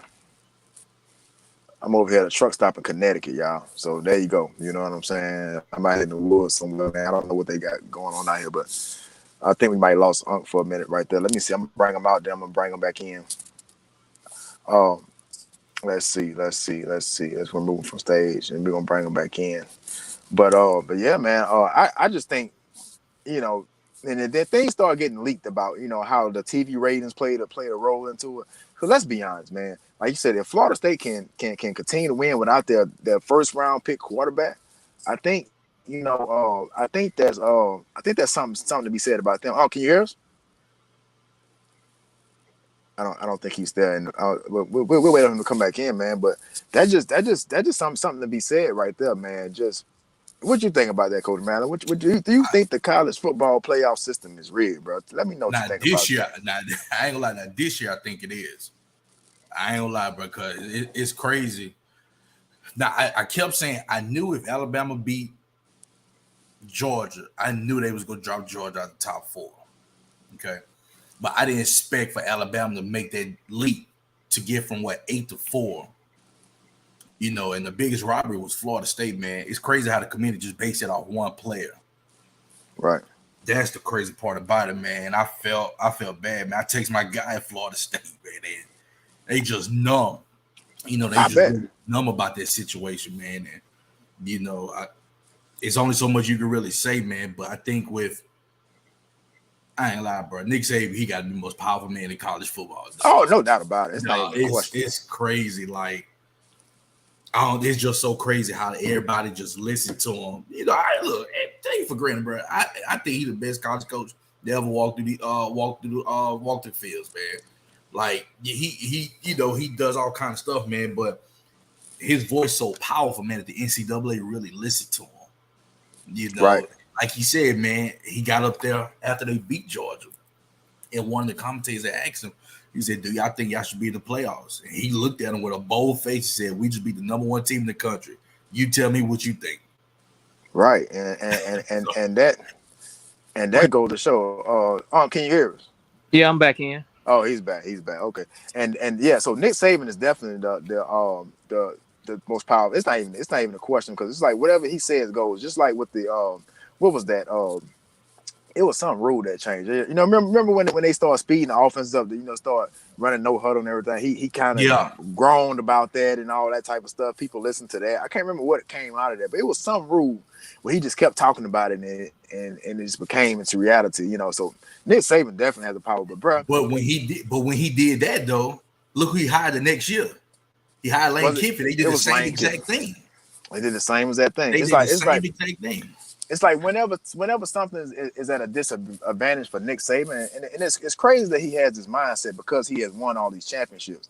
It's so crazy to me. Like, dude, you have been literally dominating college football for the last 10 years at least. I mean, 10, 15 years if you want to count his time at LSU.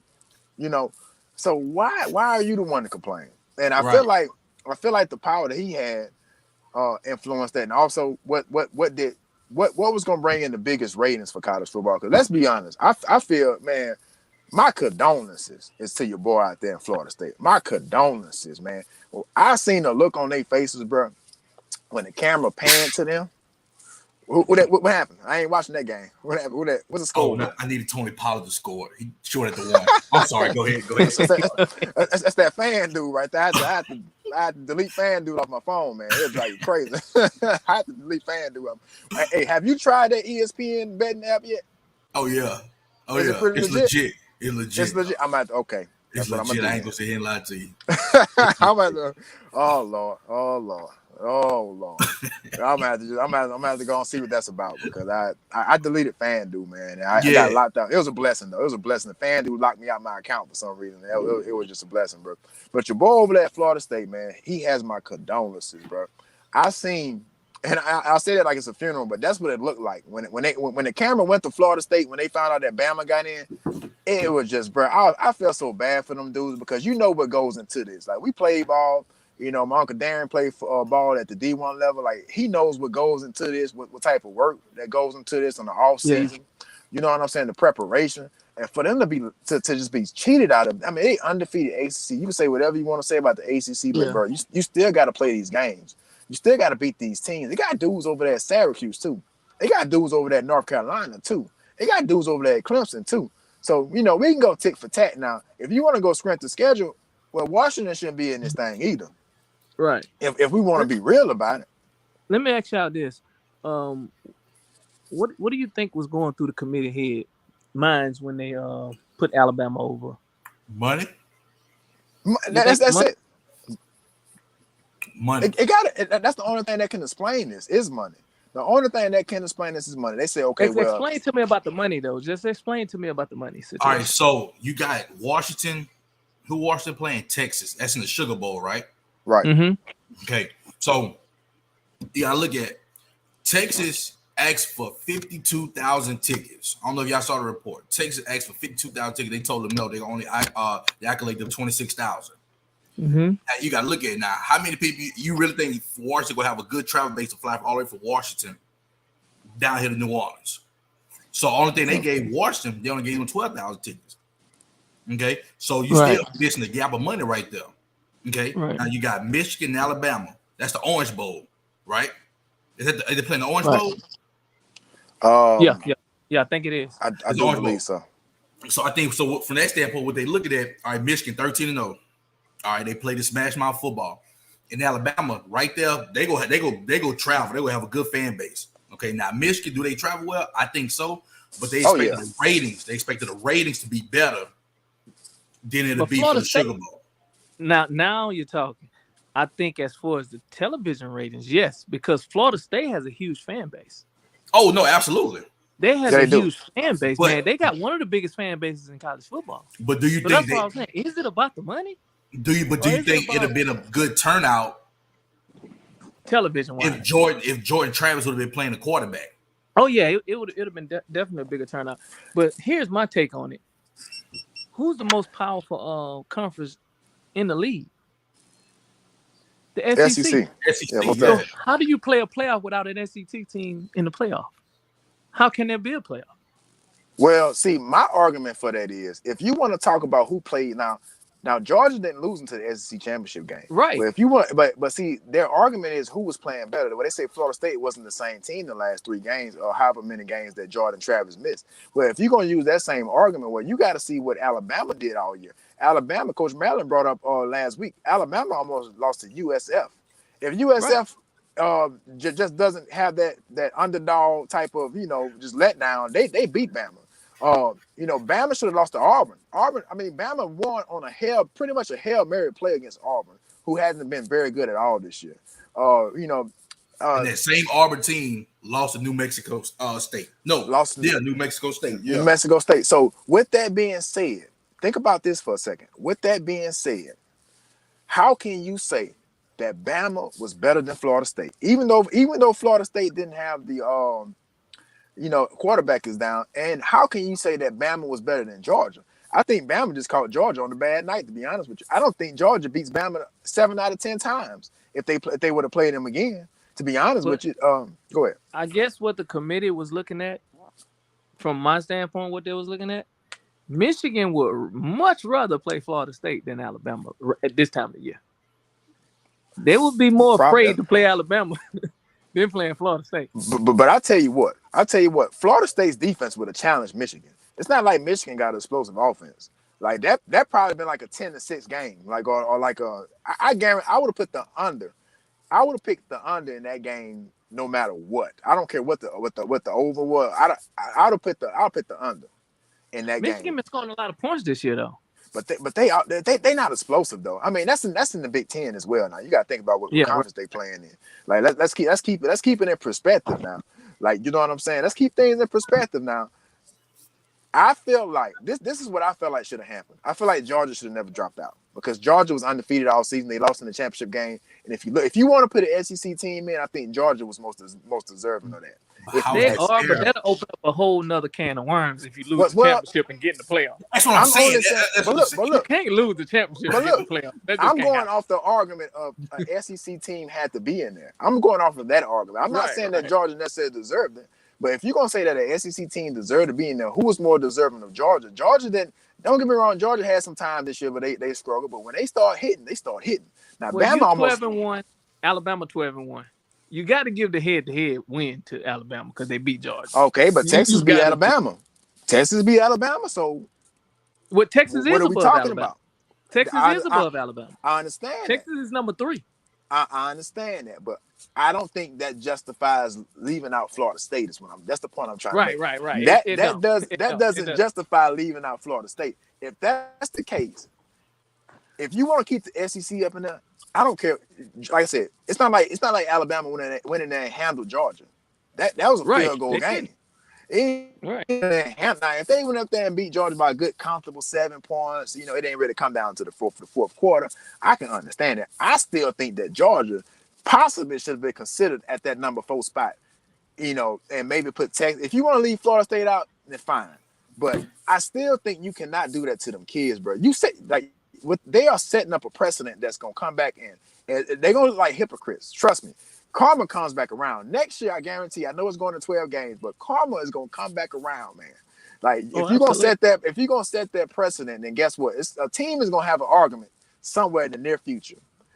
About seeding. I know it's 12 schools now, but somebody's still gonna feel like they've been, because even with those 12 teams, LSU is ranked number 13 or 14 right now. So if we had a 12 playoff format this year, somebody would be saying the same thing. Well, how you let them in and you put LSU in? We got the Heisman winning championship quarterback.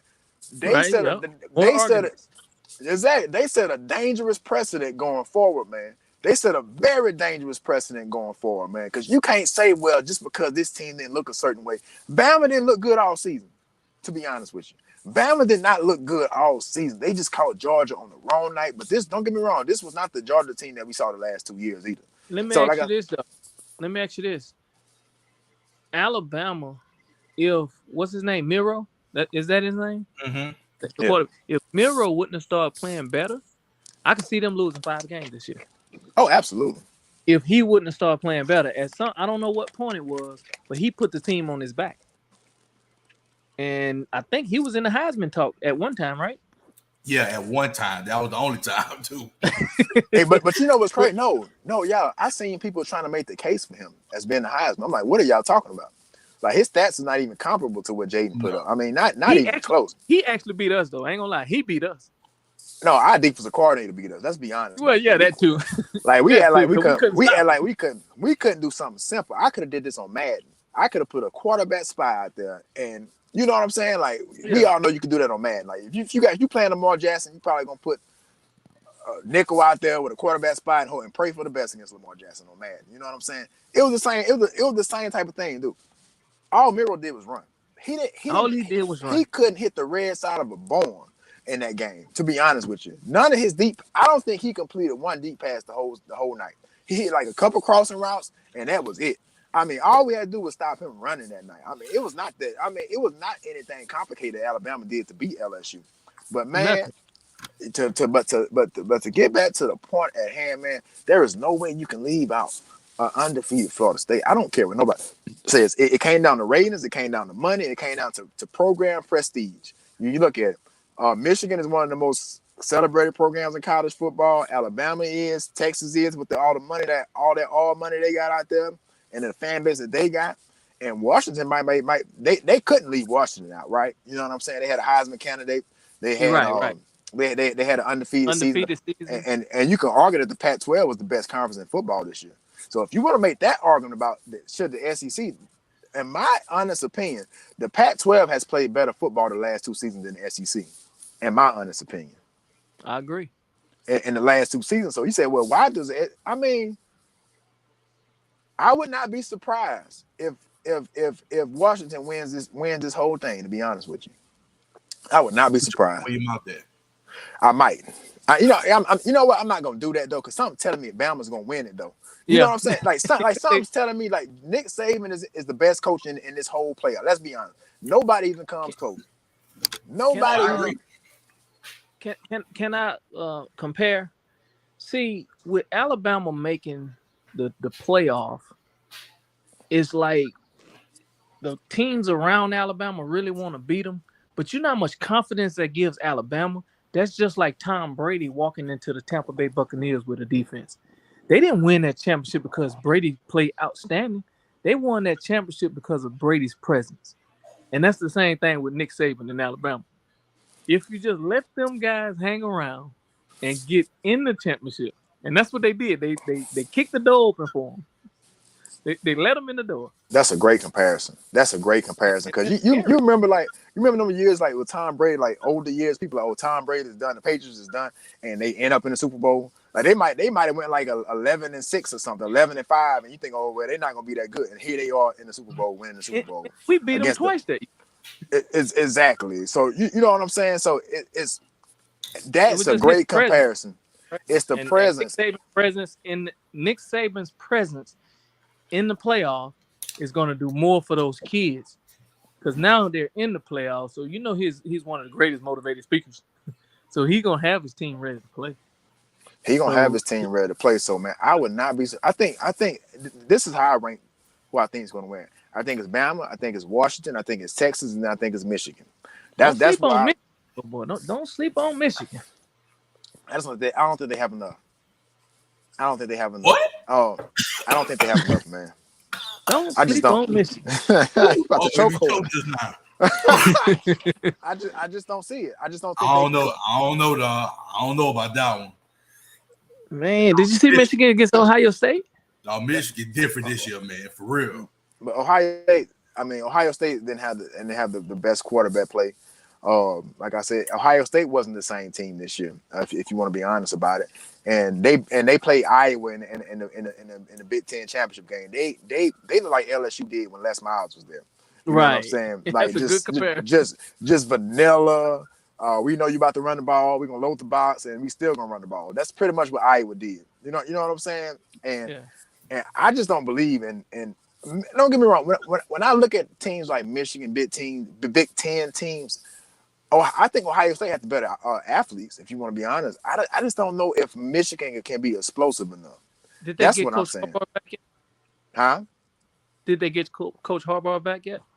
Oh yeah, he back. Um, Yeah, he back. Okay. Okay. Mhm. Yeah, he's back for the. But that's gonna be an interesting game. I think that's gonna be the most interesting game to watch is Michigan Alabama. That's going. I just do not see them beating Alabama. I'm sorry, I just do not see it. They don't match up well against SEC teams. Michigan So has what you they think if they beat Alabama, what their chances are? very good. If they beat Alabama, their chances. So now what they gonna have? All they gonna have left is what? Who's that other game?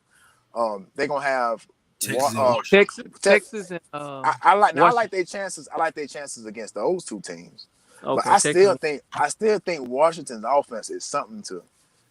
I'm just telling you. I mean, and they played good enough defense. They don't have an elite defense, but Washington plays solid defense. I mean, you know what I'm saying. If LSU had Washington defense, we in the national championship. Oh, we You winning know, the national they they championship. they they, they play solid enough defense. They front seven is big. They physical. I'm telling you, Washington can do this. I truly do believe Washington can do this if they play their best football. They can't make a mistake though. They They're can't not make gonna be the mistakes. TC. They're not gonna be the TCU last year, huh? Who Washington? Oh well, Yeah. I Against think Texas, I don't think so. I think they better on the front seven than what TCU was. Okay. You seen from the opening snap last year of the championship game.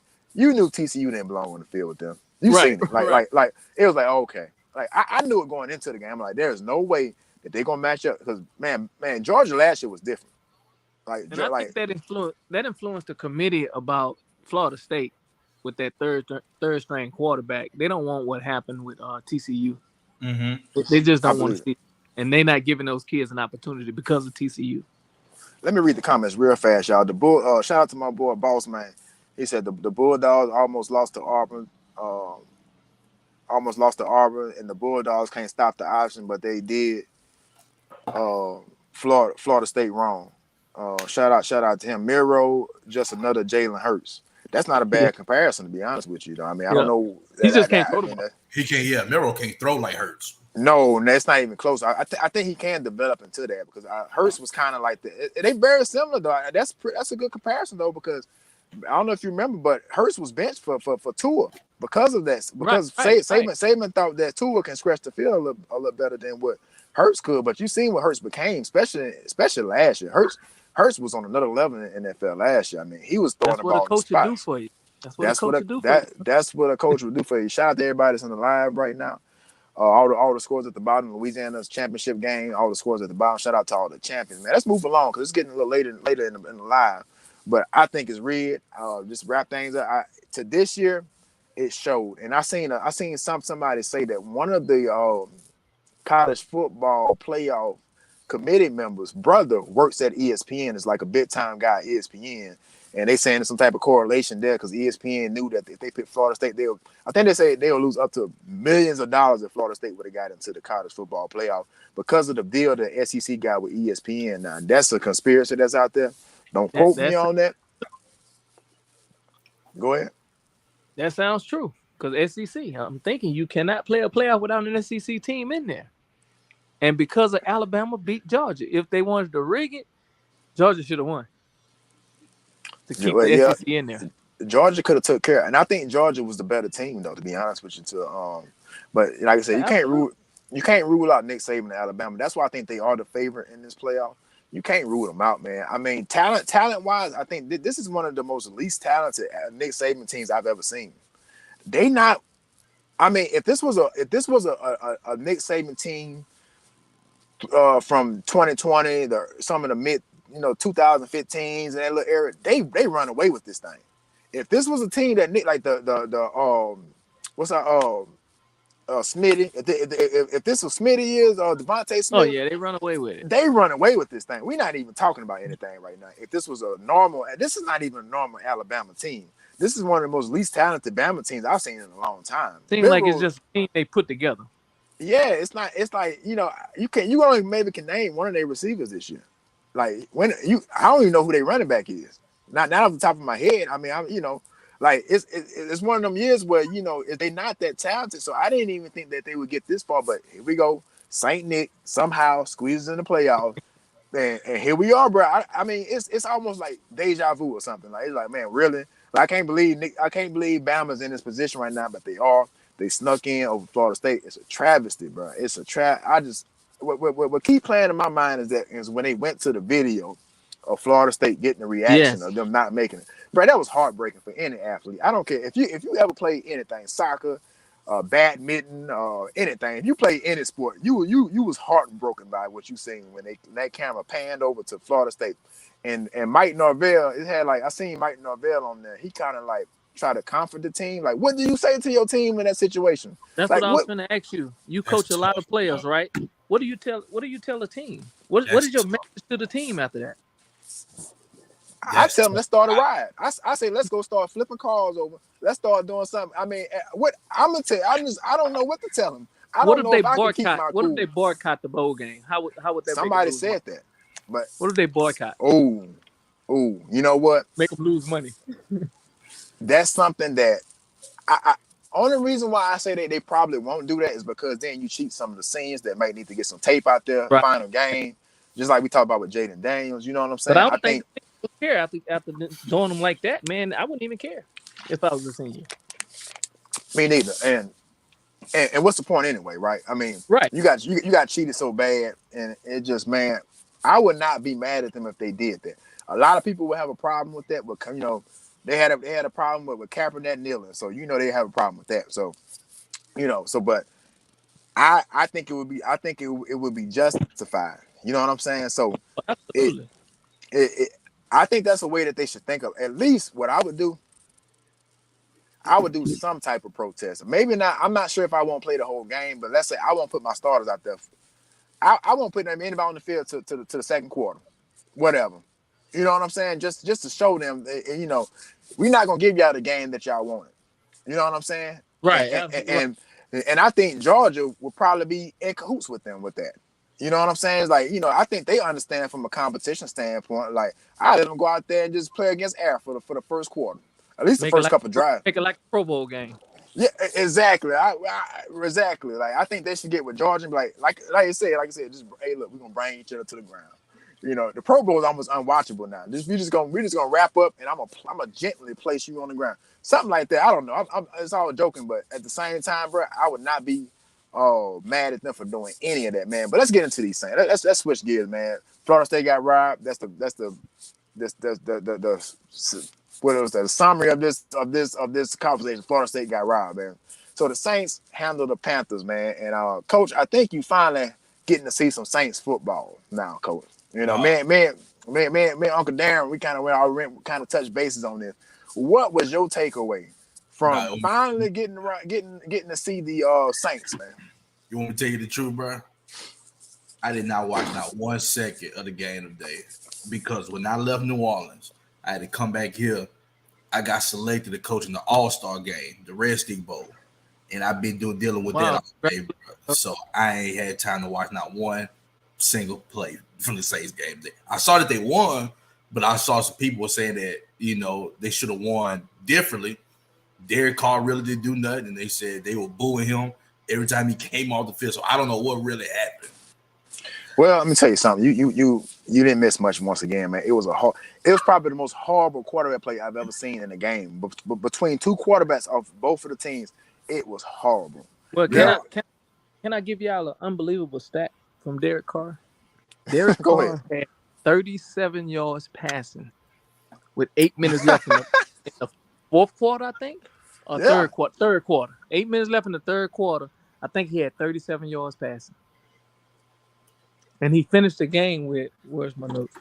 He finished the game with 110 yards passing. That's sad. And there was 2 long passes. That was it. That was it. Sad. Now, Jimmy Graham. What are your take on Jimmy Graham, man? I saw he scored today, right? He did. Yeah. So The last 2 games he scored. Why are they like holding him back? I don't understand that. Like, what are they trying to do? That's my take. That's my thing because when Graham has played it, I think it was either his second or third touchdown this year. He has been It's his third effective. touchdown. It's his third. So he's been effective in the red zone this year. He's been the only thing working in the red zone this year. We already know what he did with Drew Brees and Sean Payton. Like at some point, I'm like, you know what Sean Payton used to do with Jimmy Graham? He used to put him out there at the X receiver. I'm saying that right, cuz? Yeah, you're X right. receiver. At the X receiver, singing him out there and throw a fade to him. Either it's gonna be a catch or pass interference. That's what I don't understand why we're not using that matchup, especially the way we are struggling in the red zone. It don't make any sense to me, man. But even the passes he threw to Jimmy Graham was horrible passes. Like Jimmy Graham had to just do some Jimmy Graham type of things to catch the ball. Like it was just like one play, like he threw it in between like three players, and Graham somehow Jimmy came came down with up, it. and Somehow he came down with it. you could see the frustration in Jimmy Graham after the touchdown, after the receptions. You see the frustration. He want the ball.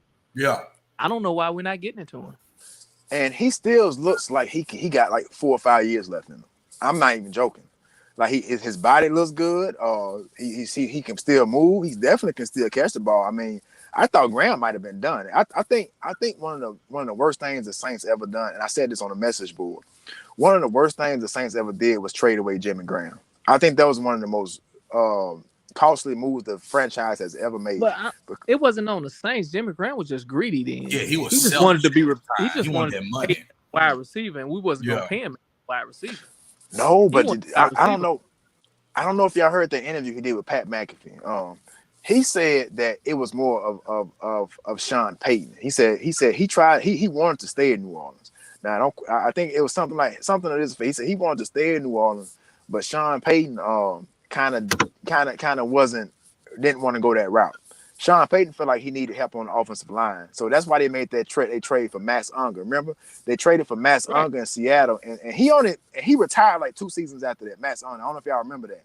right. I That's why remember. I think that was the worst trade in almost But NFL history. Jimmy just Because, wanted too much money, though. He That's what wanted it wide was. I mean, receiver. He but no, wanted to be paid as a wide receiver. That's I don't that's what blame him. Go he back and wanted look to at be. his stats. Go back and Yeah, look at but you his a stats tight from end. that time, But you a man. tight But end. Sean Payton made you. You didn't make Sean because it's evident because Jimmy Graham didn't do that nowhere else he went. And he that's played a true. lot of football. And That's he true. never had that type of production without Sean Payton. That's So, right. and what happened? We got Ben Watson and we had no drop off. I don't know We about had no no drop off. drop off. We had I no don't know drop about off no with drop. Ben Watson. We didn't have Ben Not Watson didn't not at catch the 10 tight end touchdowns in the red zone, no crazy stuff like that. I mean, Ben Watson was pretty good, but we had some drop off. I mean, no disrespect to Ben Watson, but he wasn't Jimmy Graham, man. You weren't gonna line him up 1-on-one and throw a fade to him and get a touchdown out of it. Nah, Right, you weren't right. gonna do that. Ben Watson was kind of stiff, man. I like Ben Watson. He was consistent, but he ain't. Jimmy Graham was on a Hall of Fame trajectory before he left, and he might still get it, to be honest with you, That's Right. and do. Oh, he will. that's all on Jimmy Graham though, dog. He really wanted that money. That's what he Right, wanted. right. That's what he If wanted. When Can he you left, blame him? Nah, not receiver though. no, you You can't can't do him as blame a that. receiver. He was a tight end. Now he did. Look at It was Sean Payton creativity that allowed him to play receiver here and there. It was Sean Payton's creativity. But you clearly a tight end. You're not a receiver. You're not going to be the number one, number two receiver. I'm sorry. When he You left, can't. you didn't hear nothing else about him until he came Nothing back to else New about Jimmy Orleans. Graham. Until he came back to New Orleans. Till he came back to New Orleans. but do you think that's from some of the systems he played in? I think he went to the Right. Packers. That's because he's Correct. not. Nobody not doing what Sean Payton do. Watch this, man. If you're Sean, if you know Sean Payton is gonna have, and we can go down the list and correct me if I'm wrong. From Marcus Colston, you're gonna have a receiver like Marcus Colston. That's where you got your Marcus Colston and your Michael Thomas, right? And then you're gonna have your slot receiver like your what was the guy name you mentioned him earlier? Dever Undrafted Henderson, Lance Moore. Lance Moore, like your Lance Moores, and now it's like Tommy Lee Lewis, those type of receivers. You're gonna have that. You're gonna have your running back like your Alvin Kamara, your Reggie Bush, your Darren Sproles. And then you're gonna have your running back like your Deuce McAllister, your Mark Ingram, and your guys like that. That's what Sean need to operate all. And then you're gonna have your tight end like your Jimmy Graham, your I'm gonna name Jimmy Graham, Ben Watson, and Jeremy Shockey. You're gonna have those type of tight ends, and then you're gonna have Jeremy your blocking Shockey. tight ends. Yeah, you're gonna have your blocking tight end. That's Sean Payton's offense right there. So if Jimmy Graham want to get paid, I'm gonna go get another one that's gonna replace you, and that was Ben Watson. You But sleeping on Ben Watson's stats now. He wasn't Jimmy, but he was a good replacement. I can't blame Jimmy for wanting that money. He was putting up wide receiver numbers. At one time, we was arguing who was the best tight end in the NFL. Was it Rob Gronkowski or was it Jimmy Graham? At that point, that was a legit argument. they was putting up wide receiver numbers. So I don't blame the man for getting his money. I think we should just give the man his money, to be honest with you, because after that, I mean, because he was on a Hall of Fame trajectory, y'all. Like he was putting up numbers, but it said it was scheme. Then he goes to Seattle, and that offense it wasn't a tight end centric offense. You know, they wanted to get the ball on the outside to their receivers and things like that. So I don't blame Jimmy. It just he wasn't after that. He couldn't control his own destiny after that. If he could have got with a Peyton Manning or maybe a Ben Roethlisberger or somebody who like throwing the He tight was with ends. Aaron Rodgers. He was with Aaron Rodgers. But Aaron Rodgers don't really like going tight ends. To be honest with you, name one tight end that Aaron Rodgers really put on the map. You can't really do that. I'll wait. Finley. Yeah, Finley was him. Jermichael Finley. Who was Jermichael Finley? Where he at right now? He probably had this trust out with me right now. Hey, I want to say this. I want to say this right quick. I worked a Manning camp last year. I ran into Jermichael Finley's son, Jayden Finley. I'm telling you right now, y'all better start looking out for him. He is the next best thing about to come out of Aledo, Texas. What position? He played receiver. As a freshman, this kid is 6'2", 220, jacked up already. When the kids told me who he was, I said, wait, Jermichael Finley. And he went over there, bro. I talked to his dad, bro. I'm telling you, this kid's the next one up, dog. I'm about to go look him up. I don't doubt that because look, let me tell you what's happening right now. Like just like with Marvin Harrison Jr. See, training is getting a lot better now. And you know, they are getting a lot better training than what their dads got. And then they got dads is pretty much as an in-house coach. But I'm like, man, you about to see like now it's about to start translating a lot better than it used to translate. These kids, these NFL guys who play in the NFL, their kids is about to start dominating. Look at LeBron. Like look at who is another? Look at the Mannings. Look at all these the Marvin Harrison Jr. Bro, these Asante Samuel's kid is in the NFL right now. Joey Porter kid is playing cornerback at for the Steelers right now. All the people that we grew up watching and knowing and what most of their kids is making it now.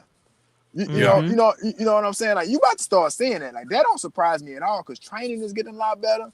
The nutrition is getting a lot better. Like that don't surprise me. I would love to see that, to be honest with you, but I don't know. But Jermichael Finley. I mean, he was I know who you're talking about because I'm a football fan. But the average football fan don't know who Jermichael Finley is. I'm telling you that right now. You know. So Aaron Rodgers never had a tight end that he really just put him because he's not a tight end centric quarterback. He's trying to scratch the field. He's not trying to hit that little crossing right over. He's trying to get hit the ball. He might probably have the probably one of the highest air yards in the NFL when he plays. I get because I'm thinking of Aaron Rodgers' throws and it mostly be down the field because he's so accurate on that deep ball, man. He probably got the best deep ball we ever seen, to be honest with you. But I still think it was just a tragedy that the Saints let go Graham, man. I don't know.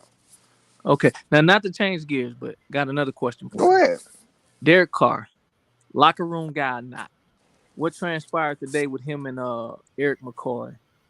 And the cameras caught it. Eric fussing at him because of a sack. And I'm thinking it was something about, Eric calls the defense and then, Derek Carr changes the defense at the line of scrimmage. And a guy came unblocked and hit him. And after the play, they exchanged words. Do you think Carr is that locker room guy? Because McCoy was in his face.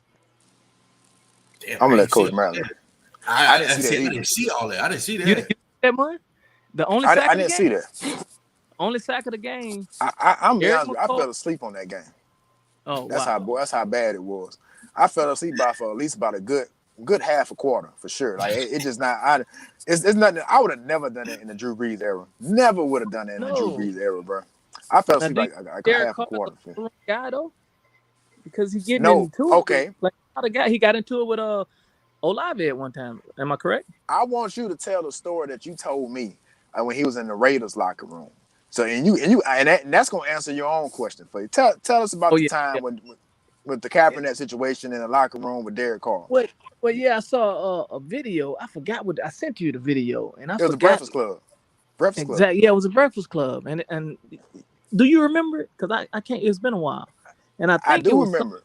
Into kneeling, and then he wanted the guys to pray or something to that extent. Yeah, what it was, I think it was like he wanted players to take on his own like routine or doctrine or whatever he do to get ready for the game. He thought they might should pray, and he told them they bet not kneel for the national anthem, like Kaepernick was doing. And the locker room, and the word was the locker room turned against him. And they say one of those games the offensive line band together and vowed not to block for Derek Carr, and Derek Carr ended up getting hurt. And if you And pay attention, go ahead. and that's what I saw today. I And, saw Eric McCoy in his face, and I'm talking about. They look it up when you get finished. Go on YouTube because I'm pretty sure they have it because it was a highlight. Eric McCoy let me gets see in if I can Derek share Carr. my screen here. Catch. Let me see if I can pull it up. But that doesn't surprise me because if you pay attention to the body language of the players, like that doesn't surprise me. Like like we all play ball. Coach Madden is a coach. He's been coaching for a while now. You know, I'm not gonna do that because I'm gonna lose my live feed. I'm not gonna pull it up right now. But but Coach Madden's been coaching. You played at UL. You played in the college program. You can read body language. You know what I'm Oh yeah, saying? absolutely. Like and you see the way they deal with Carr. Nobody's running up to him, high fiving him. Nobody really is really that. It's a football basis on. Like they won't go to his car for. I mean, they won't go to his house for a barbecue. You know what I'm saying? Like like like Absolutely. like like that type of thing. You can see it, and and That and Minnesota game when Jameis Winston went in, it seemed like our team caught fire. We didn't win, but we didn't do nothing until Jameis Bro, Winston got in that game, and we took yep, fire. Do you remember that? I remember We that. had Jameis It's gave us an obvious. opportunity to win. You can tell, like, and Coach Brown's a coach. I know he can emphasize this. You probably seen situations to what a guy might not even been the best player, but the team loves him. The team rallies around him. So when he finally gets his chance, everybody the energy picks up. And just like correct. it's like if you have a running back that needs a couple more yards to get 1,000 yards for the season, the team is just fired up. They trying to get it for him. They want to see him get it. That's what happened when Jameis Winston came into that game. You seen the energy pick up. You seen the Exactly. energy pick up. You know what I'm saying? You seen it, and it was obvious. So like when I read the body language and when you see some of the things that they are saying on social media, I've never seen players come out openly and like Michael Thomas been clowning his starting quarterback on Twitter. On Twitter. This is where we at. I've never seen this type of reaction from players before. I've And never Derek seen this Carr type of reaction. I think Michael Thomas alluded to something by he's gonna get somebody hurt. And if you watch Derek Carr, and if you watch it real good, his ball placement, and he's so late with the ball, at least 3 or 4 times a game, I say, man, he gonna get that guy killed. At Yeah. least I say that at least 3 or 4 times a game. And you can't put your receivers at risk like that. And I don't know if y'all heard Tom Brady talking about how soft football has become I saw because that. it's Yeah. up to the coaches to protect the players Yeah. and the players to protect themselves. And Derek Carr is not protecting our players. And that may be what Micah Thomas alluding to as pertaining to him getting hurt. I because I've seen it a couple times this year where I seen him miss Olave on crossing routes. It's just an easy throw. Just put it out in front of him. He's gonna run for like another 15. I seen him miss Olave this year where Olave had to stop and the trailing defender caught up and tackled him on the spot where it could have been a 20-yard gain turned into like a 7. Just hit him right there.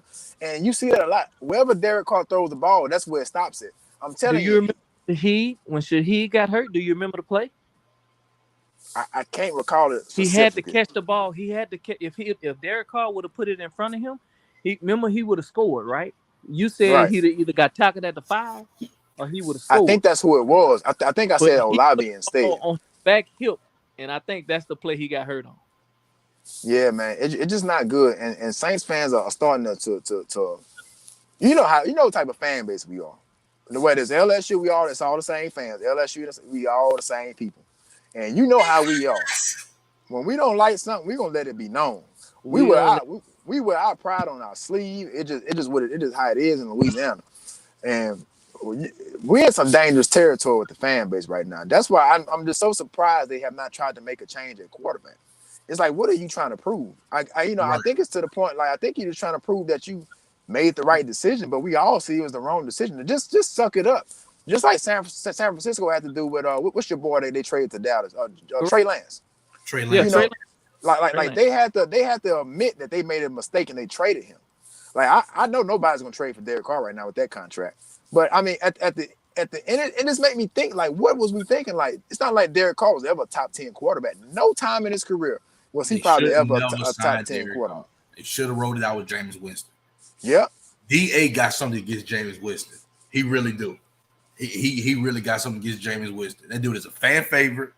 yep, You know, everybody in New Orleans love him. And look, I know he might get out there at times. He like, look, he trigger arm happy, bro. He gonna try to force pass where he's supposed to be there, but he'll give his receivers and tight ends an opportunity to make a play. That's what I like more about him. man, he kind of like Mike Larry or Bad Boy. It's like he gonna kill everybody up in here. But Yeah, you know what I'm saying. But at the end, it's gonna be a good story. It's gonna be a good. It's gonna be entertaining. right, You know what I'm saying. You might not leave no witnesses or nothing like that. right. Nobody you can question after the fact.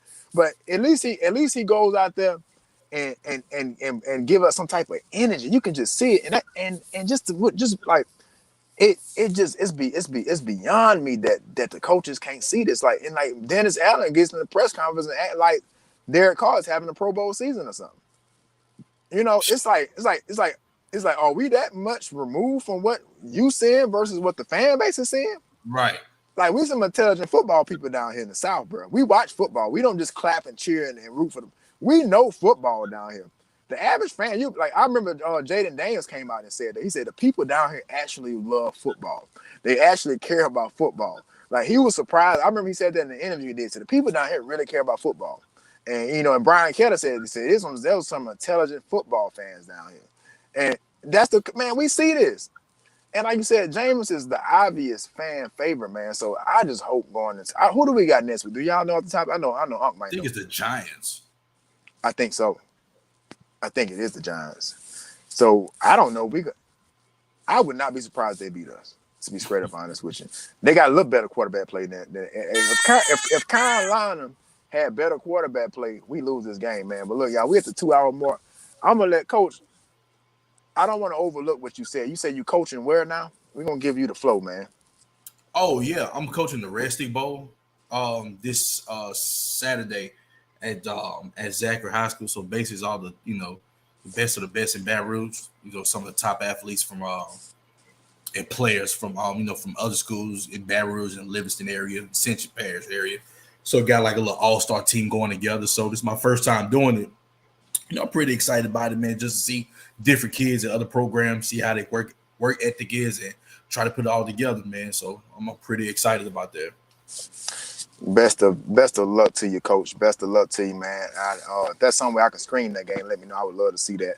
Okay. See the talent out there. Unc, I just brought you back in, man. We at the 2 minute mark. You got 2 hour mark. Any closing remarks you want to say, Unc? I appreciate. First of all, I appreciate my Uncle Darren, former UL Raging Cajun, former Independence Tiger, Independence legend, running back. One of the best we've seen in Tangipahoa Parish.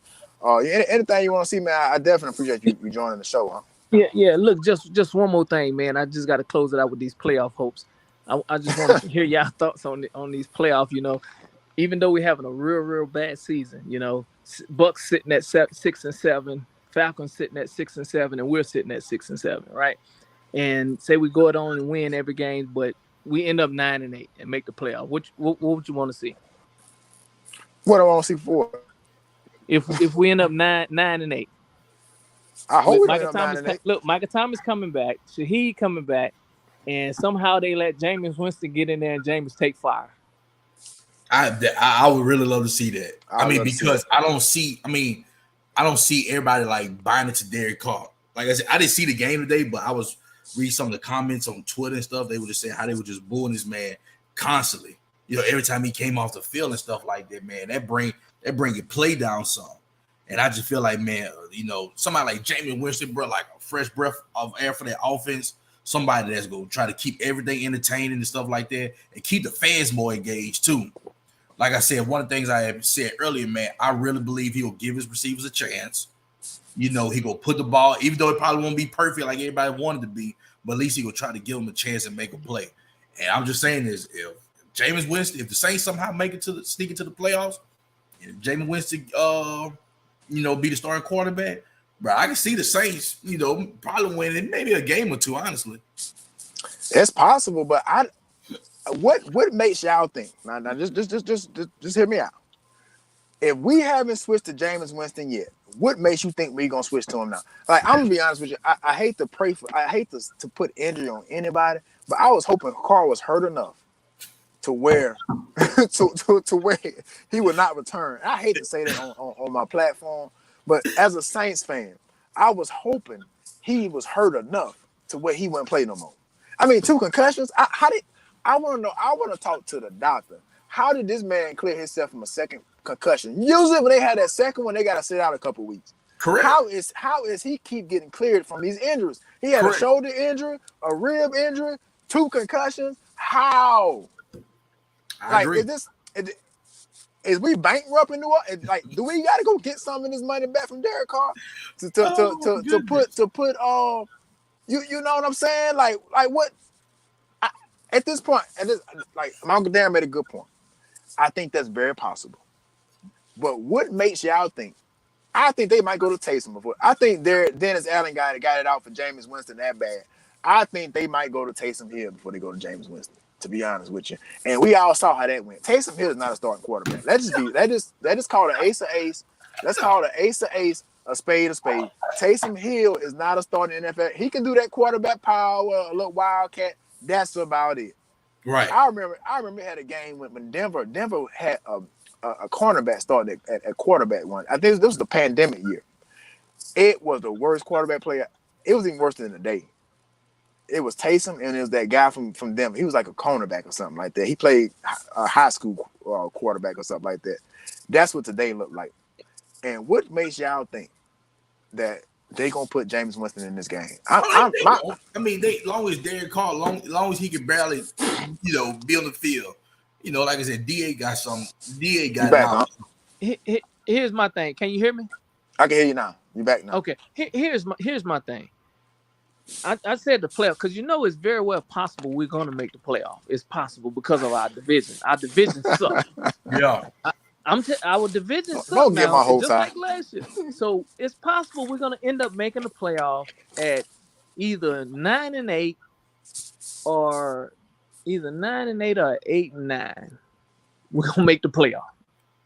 And my thing is, I'd rather lose the rest of the year so we can have some coaching change. If we make the playoff, that's enough to keep Dennis. That's enough No, it to ain't. keep. I'm talking about in their eyes, not in our eyes, not in the fans. But that's going to be enough to say, hey, look, we're going to give it one more shot. And the guys that I feel sorry for, Cam Jordan, Dominique Davis, Alvin Kamara. Yes, sir. Because we're wasting their time. I agree. We are because Alvin is on the edge of his prime. Like, he's kind of in it, but a couple more years, he only got a couple more years in his prime, and he's still running like the Alvin Kamara that first came there. Like, he's still Alvin Kamara. When was the last time we got him involved in the passing game? I want y'all to think about, since Sean Payton has left, when was the last time you seen Alvin Kamara catch a pass down the field? He is a very capable receiver. We don't even line him up at receiver anymore. Every once in a while, Sean will put him out there at receiver. We don't even see that creativity from the offense anymore. When have you seen a receiver running wide open? Not in a long time. Everything's been contested. Everything has been contested. Hey, but let me tell you, we're gonna say this. I'm gonna say this, and we're gonna get out here in a couple of minutes. A.T. Perry looks like he could be the real deal. I mean, I think they did get more involved. I think he came from Wake Forest, I want to say. A.T. Perry looks pretty good. Either Wake Forest or Vanderbilt. I can't remember what school it was. He reminds me of Callaway, though. Callaway. Yeah, that's a pretty good comparison, but I think he's a little better. I think he just looks better. I don't know. He just looks. Yeah. He looks kind of Marcus Coastin-ish. Like he could be that sure-handed guy. We'll see. But to go back to the playoffs argument, I don't care if we make the playoffs. We have to change because that will let you know right there. Okay, you got a pretty good roster. If we make the playoffs, that's letting you know that we got some talent here. We got some potential. We have to get a guy in here that can maximize their potential on offense and the morale of the team, because we got players on social media that would have never happened during the Sean Payton era. When have you ever seen a player go on social media and say our quarterback getting the receivers hurt? Michael Thomas would have been out of here if Sean Right. Payton was Dennis Allen is letting players disrespect him in his face. Alvin So, Kamara pretty much said that the players good, that we ain't lost the players in the locker room is good. He pretty much alluded to the coaches being the problem. right. So who When do you see? Where's the change coming from? Who do you want to see change? I want to see a clean house. I want to see a new head coach. I want to see a new offensive coordinator. I know you mentioned to bring him Dennis Allen back a defensive coordinator, but I can't see that happening. I think If it just we needs to be make a the reset. playoff, if we make the playoff, even in the Harbor Division, I'm sorry, you ain't gonna see it. You're not gonna see it. Look, you got Benson as our owner, and you Something have Mickey Loomis that's behind Peyton. That's who you have. They're not making changes if we make the playoff. I'm sorry. I was somebody got to talking. If go. if if they would make a change, the change would have happened when we lost to Atlanta. Just I'm, like Mike Thomas fired his offensive coordinator, and they don't even fire people in Pittsburgh. that's true. But if you didn't see change then, when we was at our worst, if we make the playoff, you're not going to see a change. Mark my word, you're not going to see a change. You got a valid point. You got a valid point there. I'm gonna But say this: go ahead. if Tom Benson was still living, Oh, he would have never let Sean Payton walk out of that building. oh no. I'll take that to my grave. If Tom Benson was still living, he would have gave Sean Payton whatever he wanted for him not to walk out that building. I guarantee that. And I think they And I should have believe done that. They should have gave him ownership. To be honest with They you, should have gave him something. I mean, they should give him ownership, because I knew once he left we would never be the same. I knew and that. if Tom Benson was still living, Dennis Allen would have been fired. I could oh, say He would that have been too. absolutely. fired. Because you notice with what's her name? I can't even think of her name. Gail. Laura Dennis wouldn't have been the Gail. coach. Gail. You can see with Gail, she's just a nice old lady. You know what I'm saying? She's not really trying to hurt anybody's feelings or anything like that. She's just a nice old lady, man. Let's just be That's why honest. she Like, leave it up to Mickey Loomis and all that, man. But they want to be buddy and all that, bro. You can't do all yeah, that, man. you can't do that. And Mickey Loomis is pretty much running the franchise right now, because Gail Benson, like, she type of woman that gives candy to kids. You know what I'm saying? Yeah. She just a happy You lady. You know what I'm saying? Just not really gonna shake anything up. do And you know what that I read? I read earlier that in Benson will, that if Gail caught between a rock and a hard place and can't make a decision, it goes to Mickey Loomis. so Don't Mickey quote me Loomis on is it. Just look it up. Mickey Mickey Loomis is Loomis pretty was much in the running will. the Yeah, Saints he's right pretty now. much set. Right, he's pretty much set. I don't necessarily think make a change there quite yet. But if he miss on a couple more first round picks, he needs to be on the hot seat too. Look at the first round picks he's made in the last 5 years. It has not been great, and none of them have really panned out. I Penny mean, surprised. He surprised me because he was so strong, man. And to say he's like third on the depth chart now, that offensive lineman, he's strong, he's big. He surprised me.